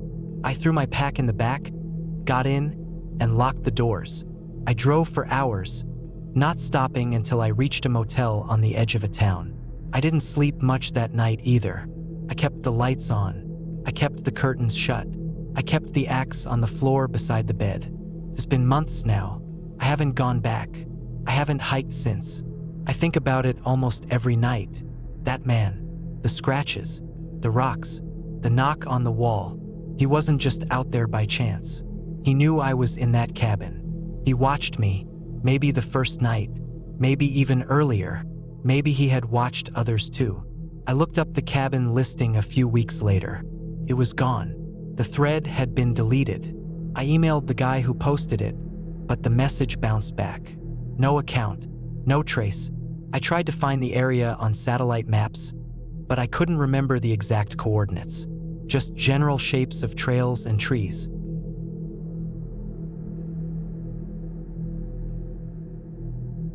I needed to get away from everything for a while.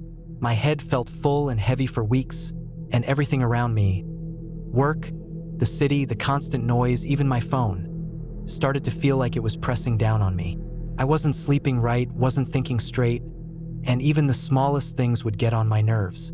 So I decided to go somewhere quiet, somewhere far away from people, traffic, messages, and the constant buzzing of my life. I booked a small off-grid cabin in the woods, up north, where no one would bother me. It wasn't anything fancy, just a small wooden cabin surrounded by thick trees. No electricity, no cell signal, and no Wi-Fi. It had a wood stove, a small generator that could charge my flashlight and a radio, and a hand pump for water outside. The road that led to it was more of a dirt path, winding and narrow, and I had to drive my truck slow to avoid damaging the tires. The last stretch I had to walk with my backpack after parking at a small clearing. Felt isolated. That was exactly what I wanted. The first day was quiet. I arrived just before sunset. The cabin was cold when I entered, but I lit the stove and unpacked my things. I had brought enough food for a week, mostly canned stuff, dry goods, and water jugs. There was a small table, a single bed with a lumpy mattress, and a window looking out into the trees. No curtains, just glass, and darkness beyond it once the sun dipped low. The air was crisp and still. I sat on the small porch for a while, wrapped in a hoodie, just listening to the sound of the woods, leaves rustling, branches creaking, and the occasional distant hoot of an owl. It was peaceful, and I started to feel better. I read a book I brought, made some tea on a little gas burner, and went to sleep early. The wind picked up at night, and the trees swayed loudly. I could hear things dropping onto the roof, twigs, maybe pine cones, but I wasn't scared. It felt normal for a place like that. The second day was uneventful. I went for a short walk in the woods during the afternoon, sticking close to the cabin since the forest was thick and it was easy to get turned around. I carried a compass and had marked my trail with pieces of bright tape tied to branches, just in case. The ground was soft in some places, still damp from recent rain. My boots sank slightly with each step. I saw some deer tracks near a small stream and what I think were raccoon prints closer to the cabin. I kept my eyes open for bears but didn't see anything bigger than a rabbit. When I returned, I made soup, added wood to the stove, and wrote in a small journal I had brought with me. That night, I had trouble sleeping. I kept thinking I heard something outside the cabin. It wasn't the wind or trees this time. It sounded like something heavier, something moving through the underbrush. I turned off my flashlight and sat still, holding my breath. There were no windows on the side of the cabin where the sound came from, just that one window facing the front. I listened for what felt like hours, but didn't hear anything else after a while. Eventually, I convinced myself it was a deer or something harmless and went back to sleep. The next morning, I went outside and looked around. I didn't see any clear footprints, but the ground near the edge of the trees looked disturbed, like something had moved through it recently. The grass and leaves were flattened in a strange line. Still, I didn't panic. Animals moved around all the time. I told myself not to get paranoid. By the fourth day, things started to feel off. It was small stuff at first. I'd place something in the cabin, a book, my mug, my flashlight, and find it somewhere else later. I thought I was just forgetting where I put things. Maybe I was more tired than I realized. I blamed the change in routine, the isolation. But then I noticed my backpack, which I kept by the front door, had been unzipped. I was sure I hadn't opened it since the first day.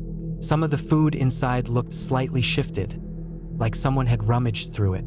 Nothing was missing, though. It didn't make sense.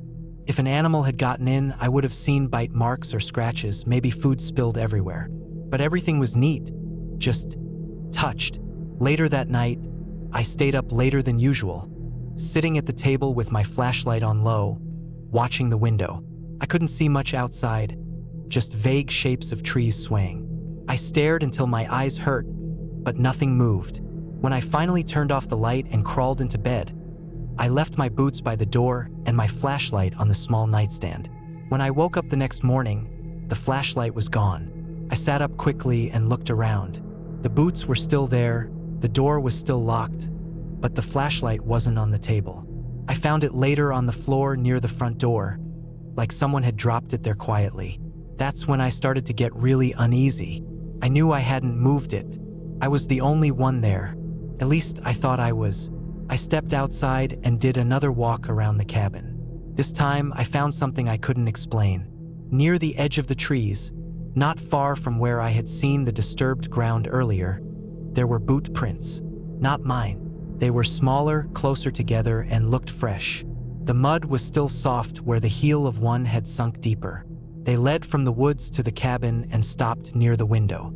I followed the tracks as far as I could, but they disappeared into thicker brush. I didn't want to go too far. I felt exposed out there, alone with no weapon. I had a small hatchet I used for splitting wood, and I carried it with me from that point forward. The next night, I didn't sleep. I sat on the bed, boots on, flashlight in my hand, listening. The wind had died down, and everything outside was too quiet. No owls, no rustling, nothing. Just stillness. I don't know how long I sat there, but I started to hear something again. Not footsteps this time, something slower. A soft, dragging noise, like a shoe scraping across dirt. It moved around the side of the cabin, stopping near the wall where my bed was. I didn't breathe. I just waited. Then I heard the sound of fingers tapping the wooden boards. Not fast, just one. Then another. Slow, rhythmic, like someone was checking to see if I was awake. I didn't move. The sound went on for a minute, then stopped. I waited longer, then shone the flashlight at the window, but saw nothing. I didn't sleep at all that night. When the sun finally came up, I made a decision. I packed everything I could into my backpack, doused the fire in the stove, and stepped outside. I didn't care about the rest. I just wanted to leave. I started down the trail back toward my truck, moving fast and watching the trees. I looked over my shoulder every few steps. The forest felt different. I didn't hear birds. I didn't hear anything. Just the crunch of my boots on the dirt and the occasional snap of a branch underfoot. When I reached the clearing, my heart dropped. My truck's door was open. At first, I thought maybe I had forgotten to lock it, but then I saw the glove compartment was hanging open too. Papers were scattered across the seat. Someone had been inside. I checked the back, and everything was there. Nothing stolen, but my spare key, which I kept hidden under the front bumper, was gone. The one I used to drive up was still in my pocket, so I used it to start the truck and lock the doors immediately. I drove away without looking back. Even after I got back to the main road, I couldn't shake the feeling that someone had been watching me that entire time. Someone who had followed me to the cabin, stayed hidden in the woods, entered while I slept, and maybe even watched me from the trees while I read, ate, or changed clothes. I didn't see them, not once, but I know they were there. When I got back to town, I went to a motel and stayed there for 2 nights. I didn't go home right away. I just needed to be somewhere with locks, people, lights, and cameras. I barely slept. I checked the motel room door at least 20 times each night, and I kept the bathroom light on. I kept seeing those boot prints in my head and hearing those slow taps on the wall. I replayed every moment in the cabin, wondering how close he got to me. I never went back to get the rest of my stuff from the cabin. I left the book, the hatchet, the canned food, everything. I called the rental owner and told them I left early because of a personal emergency. I didn't explain. I didn't want to. Weeks later, I changed the locks on my apartment, put cameras in the hallway, and started carrying pepper spray. I don't go into the woods anymore. Not alone. Not ever.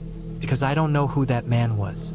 I don't know why he chose me, and I don't know if he ever really left.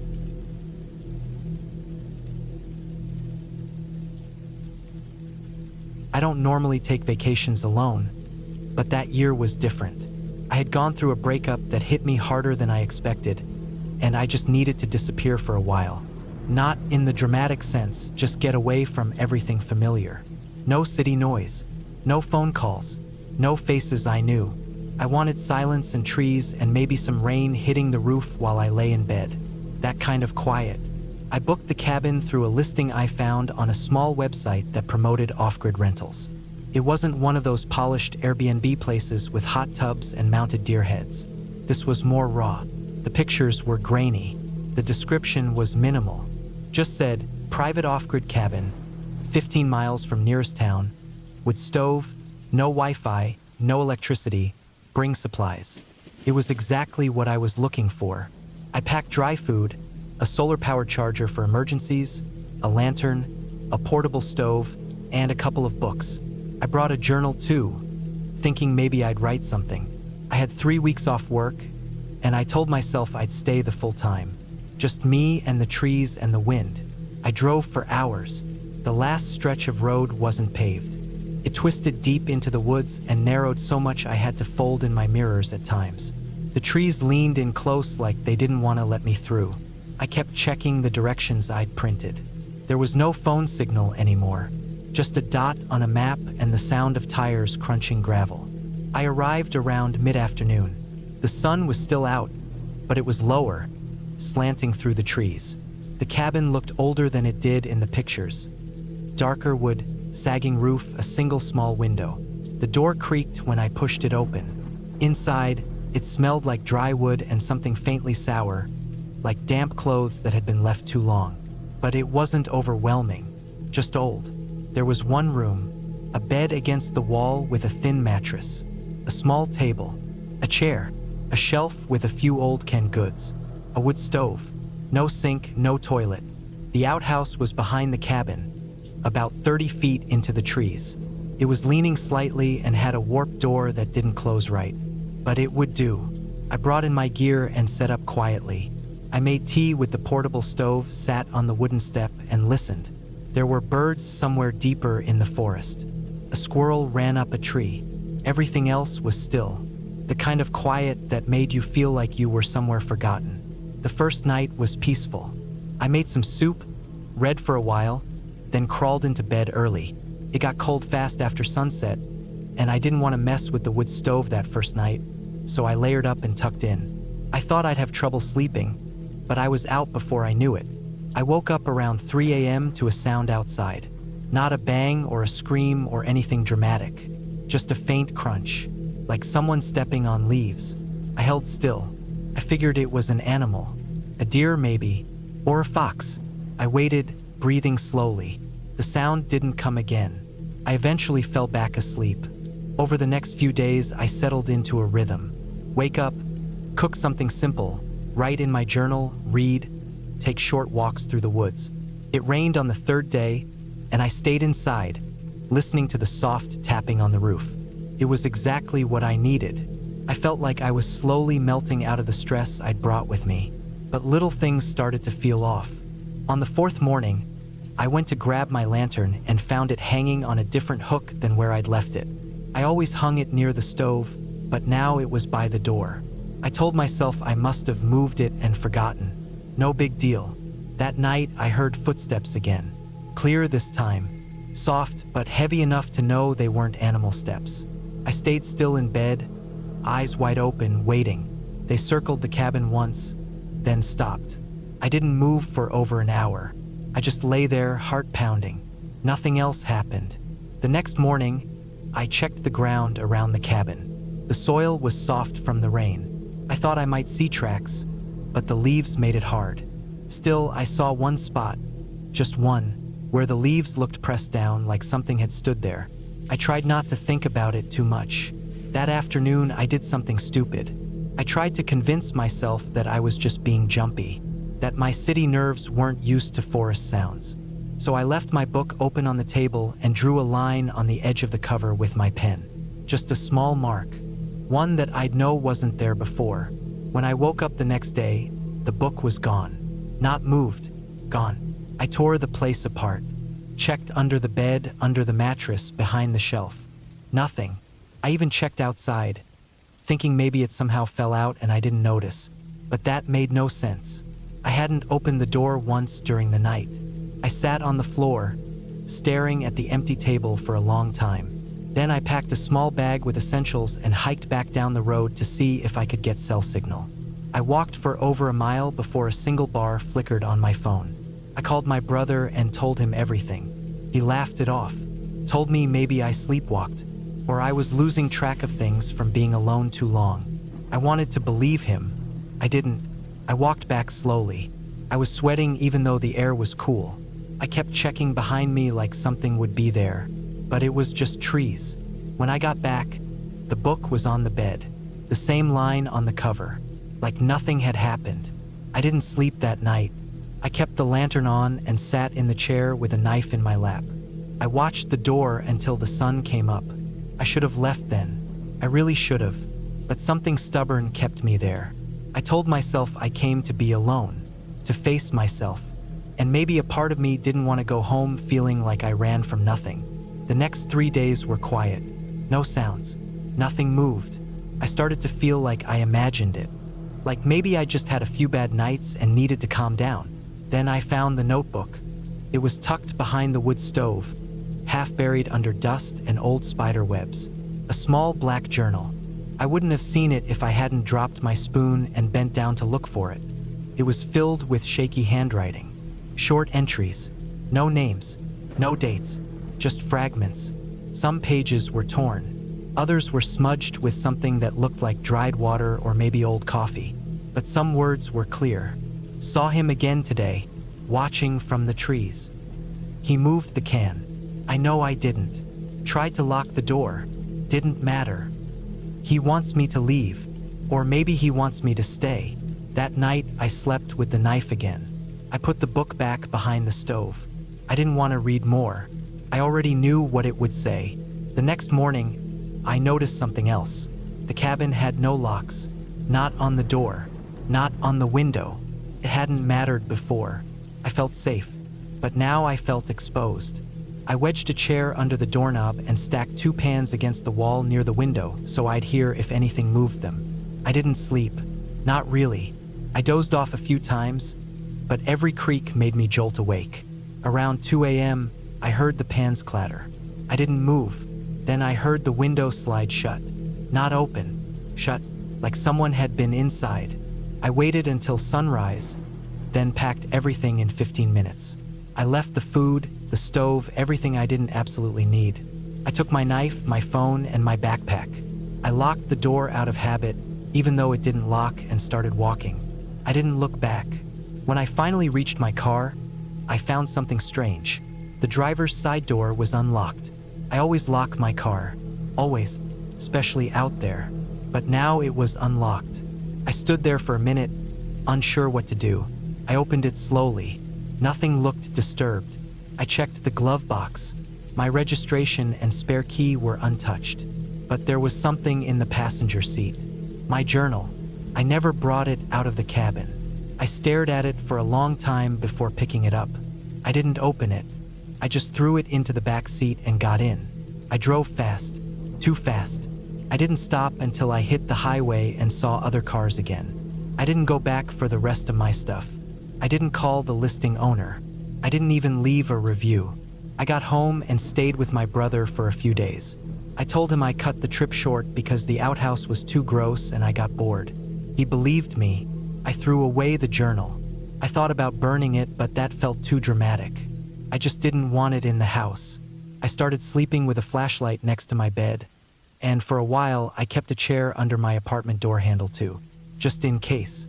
A month later, I got an email from the rental website.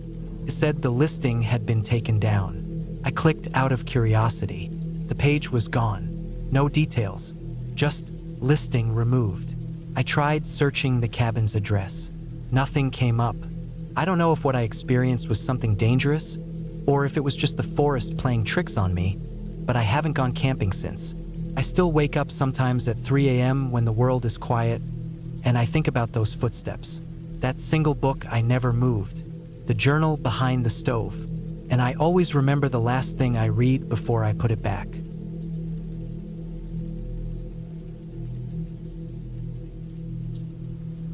I had been burnt out for months before I decided to get away. My job was eating me alive. I had started waking up tired, sleeping late, snapping at people, forgetting things, and losing my appetite. I just wanted silence. My phone rang all day. My email was always full. I couldn't go outside without thinking about deadlines. So I booked a cabin online, way up in the mountains. It was an old place, built back in the 70s, surrounded by dense forest, a lake nearby, no neighbors in sight, and almost no signal. It was the kind of place people used for hunting trips or to disappear for a while. I didn't tell anyone exactly where I was going. I just said I'd be out of town for a week and turned off my phone when I left. I packed food, water, basic tools, some clothes, and my laptop in case I wanted to write a bit. But mostly, I just wanted to sit still. I wanted to rest. The drive took almost 8 hours. The last 30 minutes were rough. Just a narrow gravel road, going uphill with trees closing in on both sides.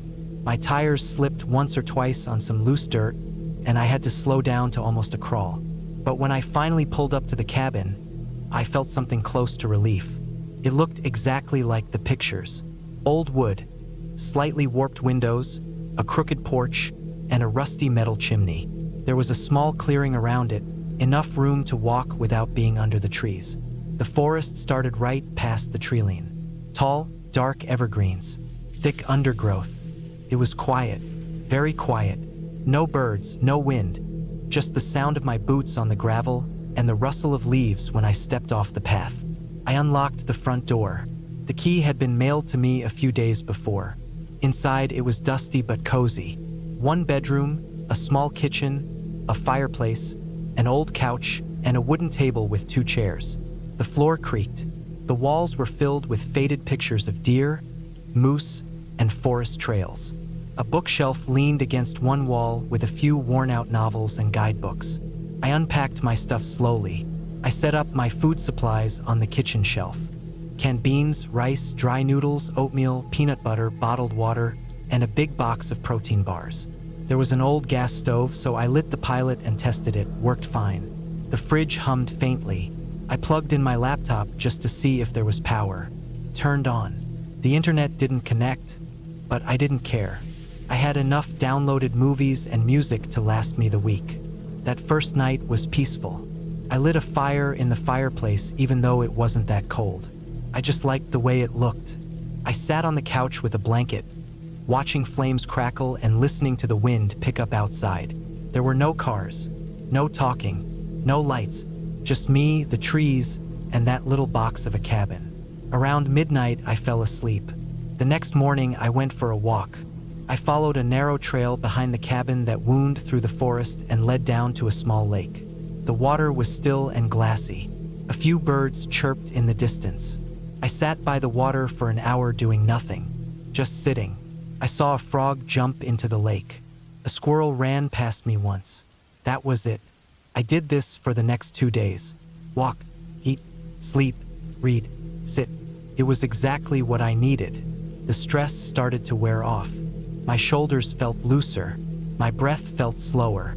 My heart stopped racing all the time. I started feeling like a person again. Then on the 3rd night, I saw something. It was around 10 p.m. I was sitting in the kitchen, eating rice and beans by candlelight because I didn't want the cabin to feel too bright. The windows were dark. I had a candle near the table and one near the sink. The rest of the cabin was quiet. No music, no laptop, just the soft hiss of the candle and the creak of the wood now and then. That's when I heard it, a twig snapping outside. At first, I didn't think much of it. Probably a raccoon or a deer. I'd seen tracks outside earlier that day. But then I heard it again, closer this time, more like a footstep. I stood up quietly and turned off the candle near the sink. I walked to the front window and looked out, keeping my head low. Nothing, just darkness. The trees swayed slightly in the breeze, but I couldn't see anything moving. No animals, no shadows. Then I saw something strange. There was a figure just standing near the edge of the trees, maybe 30 or 40 feet from the cabin. Not moving, not walking, just standing there. It was a man. He wasn't holding a light. He wasn't wearing anything bright. I could barely make out his outline against the dark background. He looked tall, maybe 6 feet or more, thin. His arms hung by his sides. I couldn't see his face. He didn't move for a long time. I froze. I didn't move either. I just kept watching him, waiting for him to go away, or walk up, or do something. He didn't. After maybe 10 minutes, I backed away from the window slowly. I didn't want to turn on the lights, but I grabbed my flashlight and pointed it at the window, switching it on quickly. By the time I looked back outside, He was gone. I barely slept that night. I sat up in the bedroom with a hammer in one hand and the flashlight in the other. I kept checking the windows every 30 minutes. Nothing. No movement. No sounds. Just wind and shadows. By morning, I convinced myself it had been a hunter or a lost hiker. Maybe someone camped nearby. He saw the lights and got curious. That made sense. Kind of. But why just stand there? Why not call out or wave? I walked out to the spot where I'd seen him. The dirt was soft. There were clear boot prints. Deep ones. Fresh. Not mine. I followed them for about 20 yards into the woods until they suddenly stopped. Not because the trail ended, but because the footprints just vanished. The ground was still soft, but there were no more marks, as if he had walked backward perfectly in his own steps or stepped onto a rock. Couldn't tell. I felt uneasy. I went back to the cabin and locked the doors. I kept the curtains closed. That night, I stayed up again. No music. No fire. I didn't want to draw attention. Nothing happened. Same the night after. But on the 6th day, it changed again. I went outside around noon to chop some wood. There was an axe outside in a shed, and I needed to stay warm since the temperature was dropping. While splitting logs, I noticed something shiny in the grass. It was a camera, one of those cheap trail cams hunters use. It was half covered by leaves and dirt, aimed toward the front of the cabin, hidden near a tree. I picked it up. The battery was dead. It didn't belong to me. I hadn't seen it when I arrived. That meant someone had placed it there recently. That meant someone was watching me. I didn't know what to do with it. I didn't know if they were coming back for it or if they had more cameras hidden nearby. I walked the tree line and found 2 more. One nailed to a tree about 50 feet behind the cabin. The other one hidden near the path that led to the lake. I collected them all and brought them inside. All dead. I didn't have a charger for them, and honestly, I didn't want to see what was on them. I packed my things in a panic. I wanted to leave, but when I tried to start my car, the battery was dead. Completely drained. The dome light didn't come on. The engine didn't even click. I checked under the hood. Everything looked fine. The terminals were tight. No corrosion. No chewed wires. Just dead. There was no signal on my phone. No neighbors nearby. The nearest road was miles away. I could try walking out, but if someone was out there watching me, I wasn't sure that was safer. I spent the night locked inside with the axe. I didn't sleep. I didn't eat. I heard footsteps again around midnight. This time they circled the cabin slowly, crunching on the gravel, rustling against the walls. Once, something tapped the window. Just once. Then silence. At sunrise, I made a decision. I packed the rest of my food and strapped my bag tight. I took the axe with me and left a note inside the cabin that said where I was going in case someone found it. Then I started walking down the road I came in from. I stayed close to the center, away from the tree line. I walked for hours. At one point, I thought I heard footsteps behind me. When I turned, I saw nothing. But every time I stopped to listen, the forest got quiet. No birds, no wind. Eventually, I saw another cabin, smaller than mine, run down, windows boarded, no smoke from the chimney. I thought maybe I could check for help. I walked up to it slowly. The door was open. Inside, it was a mess. Trash everywhere. Empty cans. A stained mattress. A pile of boots in the corner, all in different sizes. I saw a map nailed to the wall with red marks around different cabins, including mine. In the corner, under a sheet, I saw a pile of electronics, cameras, radios, battery packs, even phones, all stripped or smashed. I didn't stay long. I ran. Eventually, near sundown, I reached a paved road. A truck passed by a few minutes later. I flagged it down. The driver looked at me like I was crazy.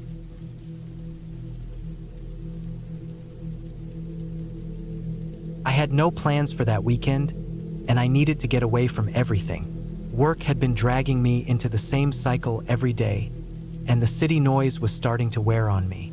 I felt like I hadn't had a quiet moment in weeks. A friend of mine had told me about a cabin deep in the forest near a place called Pine Valley. He used it a few times with his brother during the fall hunting season, and he said it was old but functional. No electricity, no cell signal, no plumbing. Just a dry wooden cabin, a creek nearby, and miles of woods in every direction. That was exactly what I needed. He gave me the key and some general directions. There was no real road leading straight to it, just a dirt path you had to follow after parking your car near the tree line. I filled my car with supplies, canned food, a few gallons of drinking water, sleeping bag, lantern, a hatchet, first aid kit, a map of the area, and a cheap battery-powered radio that sometimes picked up weather stations. I also packed my .38 revolver, not because I expected any trouble, but because it made me feel a little safer being that far from everything. I left early Friday morning and reached the edge of the forest by late afternoon. The last gas station I passed was nearly an hour before that. I parked the car just like my friend described, next to a crooked birch tree at the end of a gravel turnout, and started walking. I had my backpack strapped on, my sleeping bag hanging from the bottom, and I carried the revolver in a holster under my jacket. The path wasn't really a path. It was mostly flattened brush and the occasional chopped branch. After about 45 minutes of walking, I saw the roof of the cabin through the trees. It was smaller than I expected, just a single story, maybe 20 feet by 20 feet, with a metal chimney poking through the roof. There were 2 windows, one on each side, and a narrow porch with a single wooden step. I walked up to the door and unlocked it. The door creaked when I pushed it open. Inside, it was dark and musty. The air smelled like dry wood and old clothes. Dust floated in the streaks of light coming through the windows.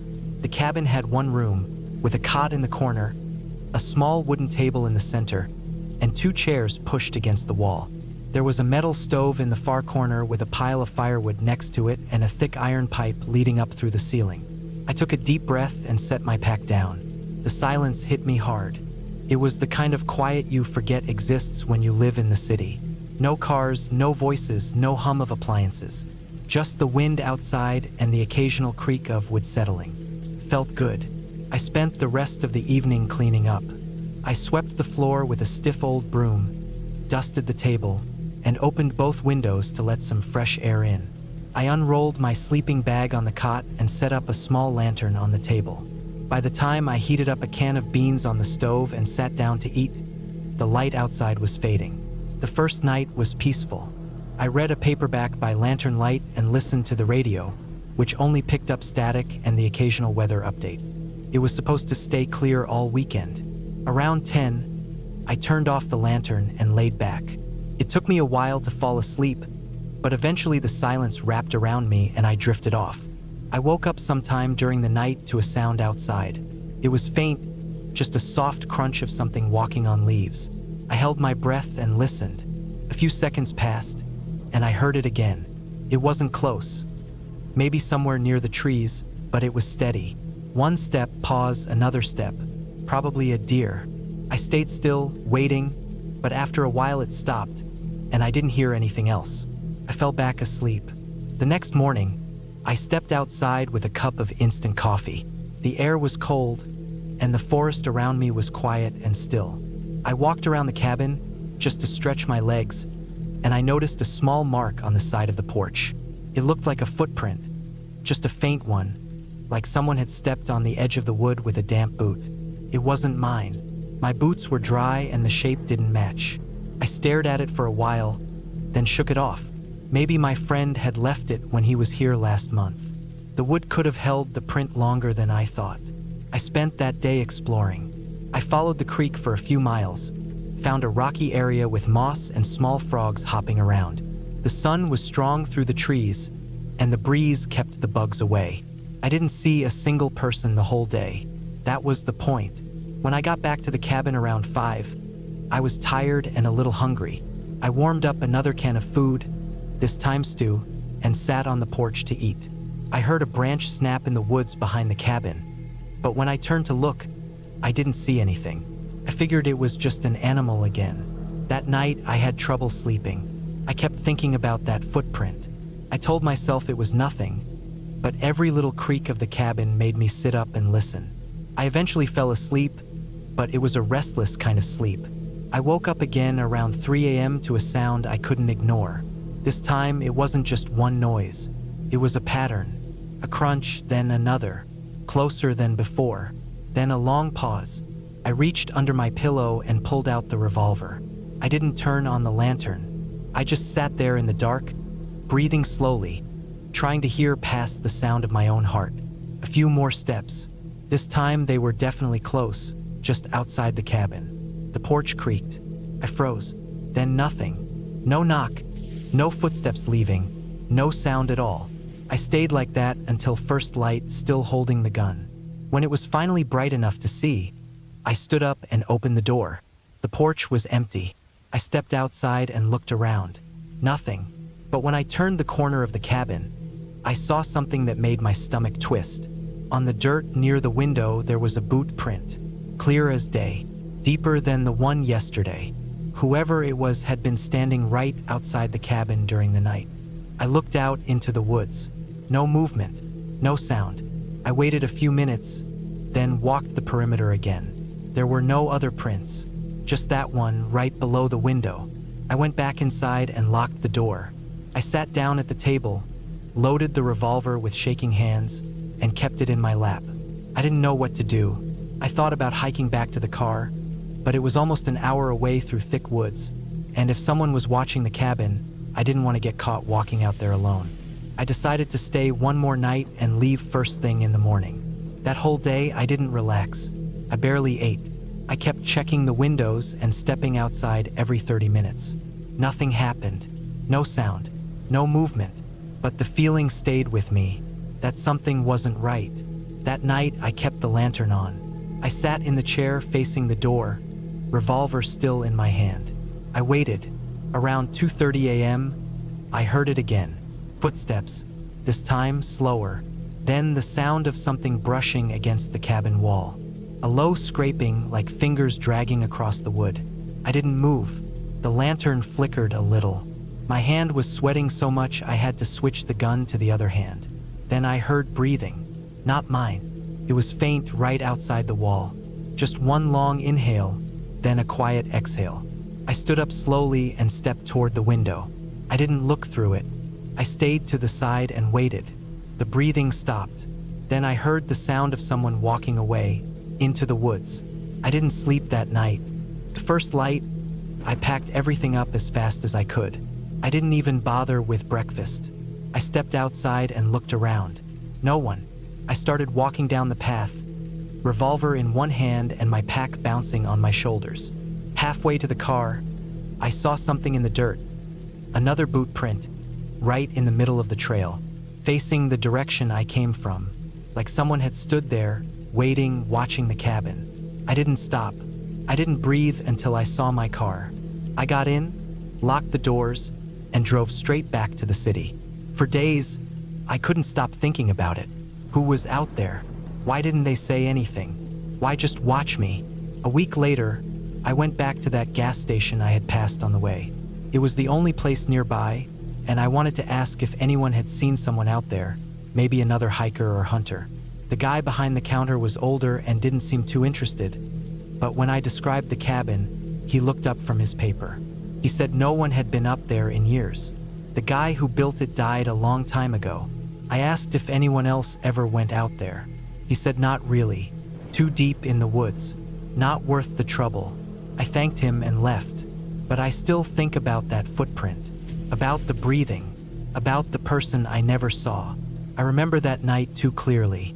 The sound of them walking away. Not running. Just walking. Slow and steady.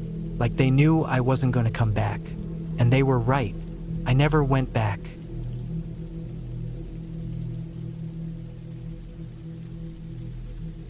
It started when I found an online listing for a remote cabin deep in the woods of northern Idaho. The photos showed a weathered but solid place. Log walls, tin roof, small dock out back by a pond, a wide clearing around it with tall trees in every direction. The idea was to go there alone for a week, no phone service, no Wi-Fi, just disconnect from everything. I wanted peace, quiet, a break from work, screens, traffic, noise. I'd bring food, books, and firewood. I'd fish a little, hike some trails, maybe chop some wood and cook over an open flame. The guy renting it out had good reviews. People called the place peaceful, great for getting away. One guy mentioned bears, but that was expected out there. He said the trail was rough getting in, but the place was worth it. So I booked it. I drove most of the day to get there. The last hour was just gravel and dirt, switchbacks and potholes that forced me to crawl along. Trees crowded close to the road, pine and fir, and in places, the forest canopy blocked out the sky completely. I didn't see another person or vehicle that whole last stretch. When I finally got there, it was already late afternoon. The cabin sat in a small clearing, maybe 100 yards across. Beyond it, just trees. No signs, no fences, nothing modern except the outhouse and a big plastic water tank hooked to the side. The nearest town was about 30 miles away. No neighbors, just woods. The cabin had no electricity, just a gas stove, a fireplace, some lanterns, and a stack of wood on the porch. Inside, it smelled like dry timber, ash, and old books. There was one bedroom with a small bed and one main room with a table, some chairs, a shelf with a few canned goods, and a cupboard with cutlery, pans, matches, and candles. I unpacked and made something simple for dinner: beans, bread, some cold meat, and ate while sitting on the porch as the sun sank behind the trees. It was quiet, so quiet it made my ears ring. No engines, no hum from lights, no beeping notifications. Just birds calling, insects buzzing, and the occasional crack of wood as something settled or a tree moved in the breeze. That first night was still and calm. I read until the light faded, then lit a lantern and stayed up a little longer. The forest was black through the windows. I could see only what the lantern lit. I kept the door locked, even though it felt unnecessary. I wasn't worried. I slept well. The second day was about exploring. I hiked a couple of the trails behind the cabin, wandered to the pond, sat on the dock, and skipped stones.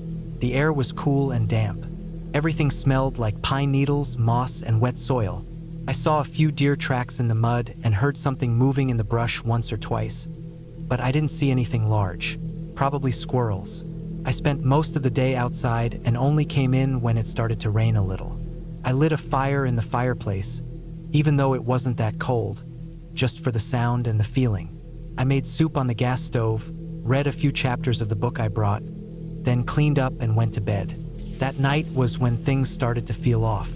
I woke up at around 2 or 3 a.m., not from any noise that I could remember, just that strange kind of waking where your body knows something's off.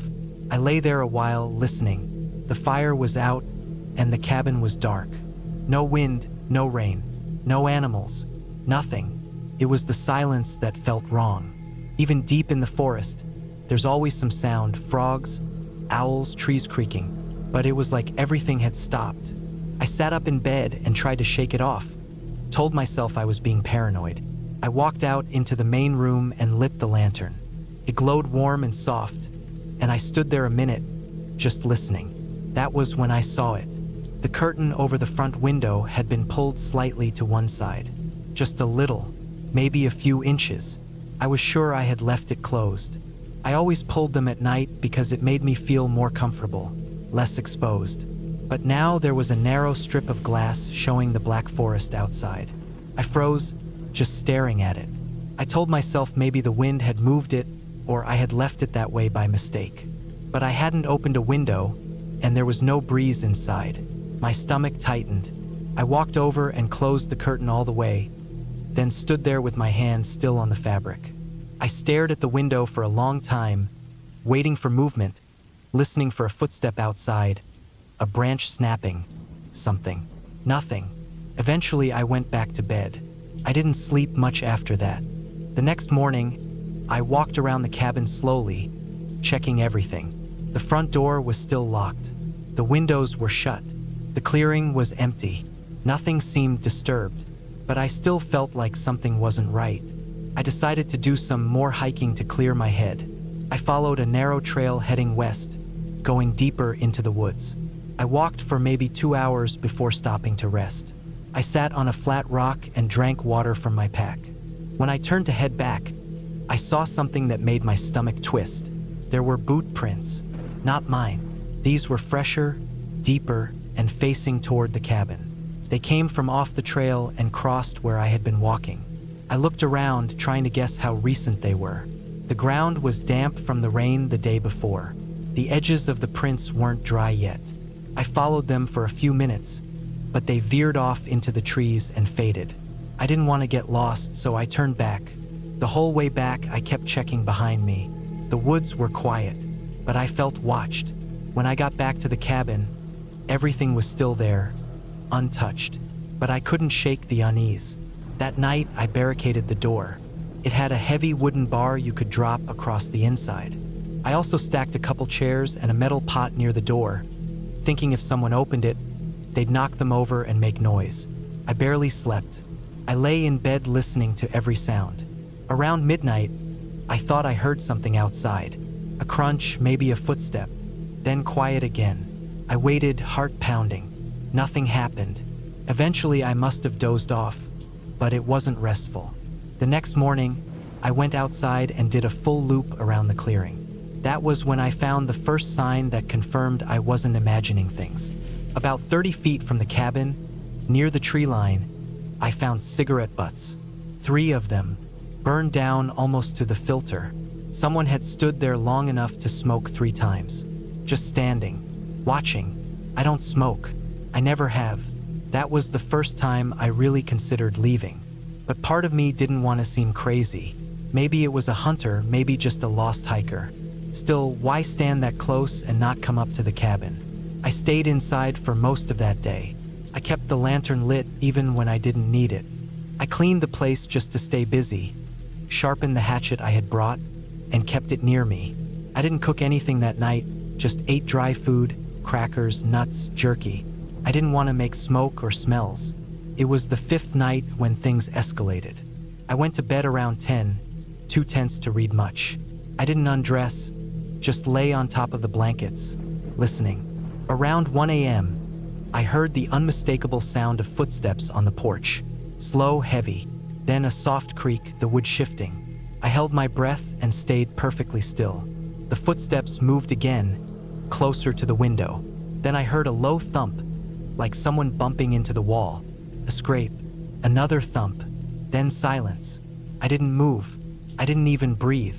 I just stared at the dark ceiling, every muscle tensed. After maybe 10 minutes, I got up slowly, grabbed the hatchet, and crept to the main room. The lantern was already lit from earlier. I walked to the door, waited, and then flung it open. Nothing, just darkness. I stepped onto the porch. Cold air, quiet woods, no wind. I walked to the edge, scanning the trees. My heart felt like it was beating in my throat. I didn't see anyone, but I could feel it. I knew someone had been out there. I went back in, bolted the door, and stayed up the rest of the night, just staring out the window. In the morning, I packed. I knew I had to leave. I didn't feel safe anymore. I tied everything down, doused the fire pit, and did a final sweep. That was when I found the last thing. On the back wall of the cabin, just below the bedroom window, someone had carved something into the wood. It wasn't words, just a symbol, a circle with 2 slashes through it. It hadn't been there before. I didn't waste any more time. I loaded my stuff into the car, checked the gas, and started driving. It took me nearly 2 hours to get back to the paved road, and the whole time, I kept checking the mirror. Nothing followed me, but I didn't relax until I hit the highway. I never contacted the owner. I never left a review. I just went home. For weeks afterward, I couldn't sleep well. Every little sound felt like footsteps. Every window felt like it had eyes on it. I still don't know who it was. A hunter, maybe. A local. Someone else using the woods for something they didn't want seen. Maybe they thought I saw too much. Maybe they just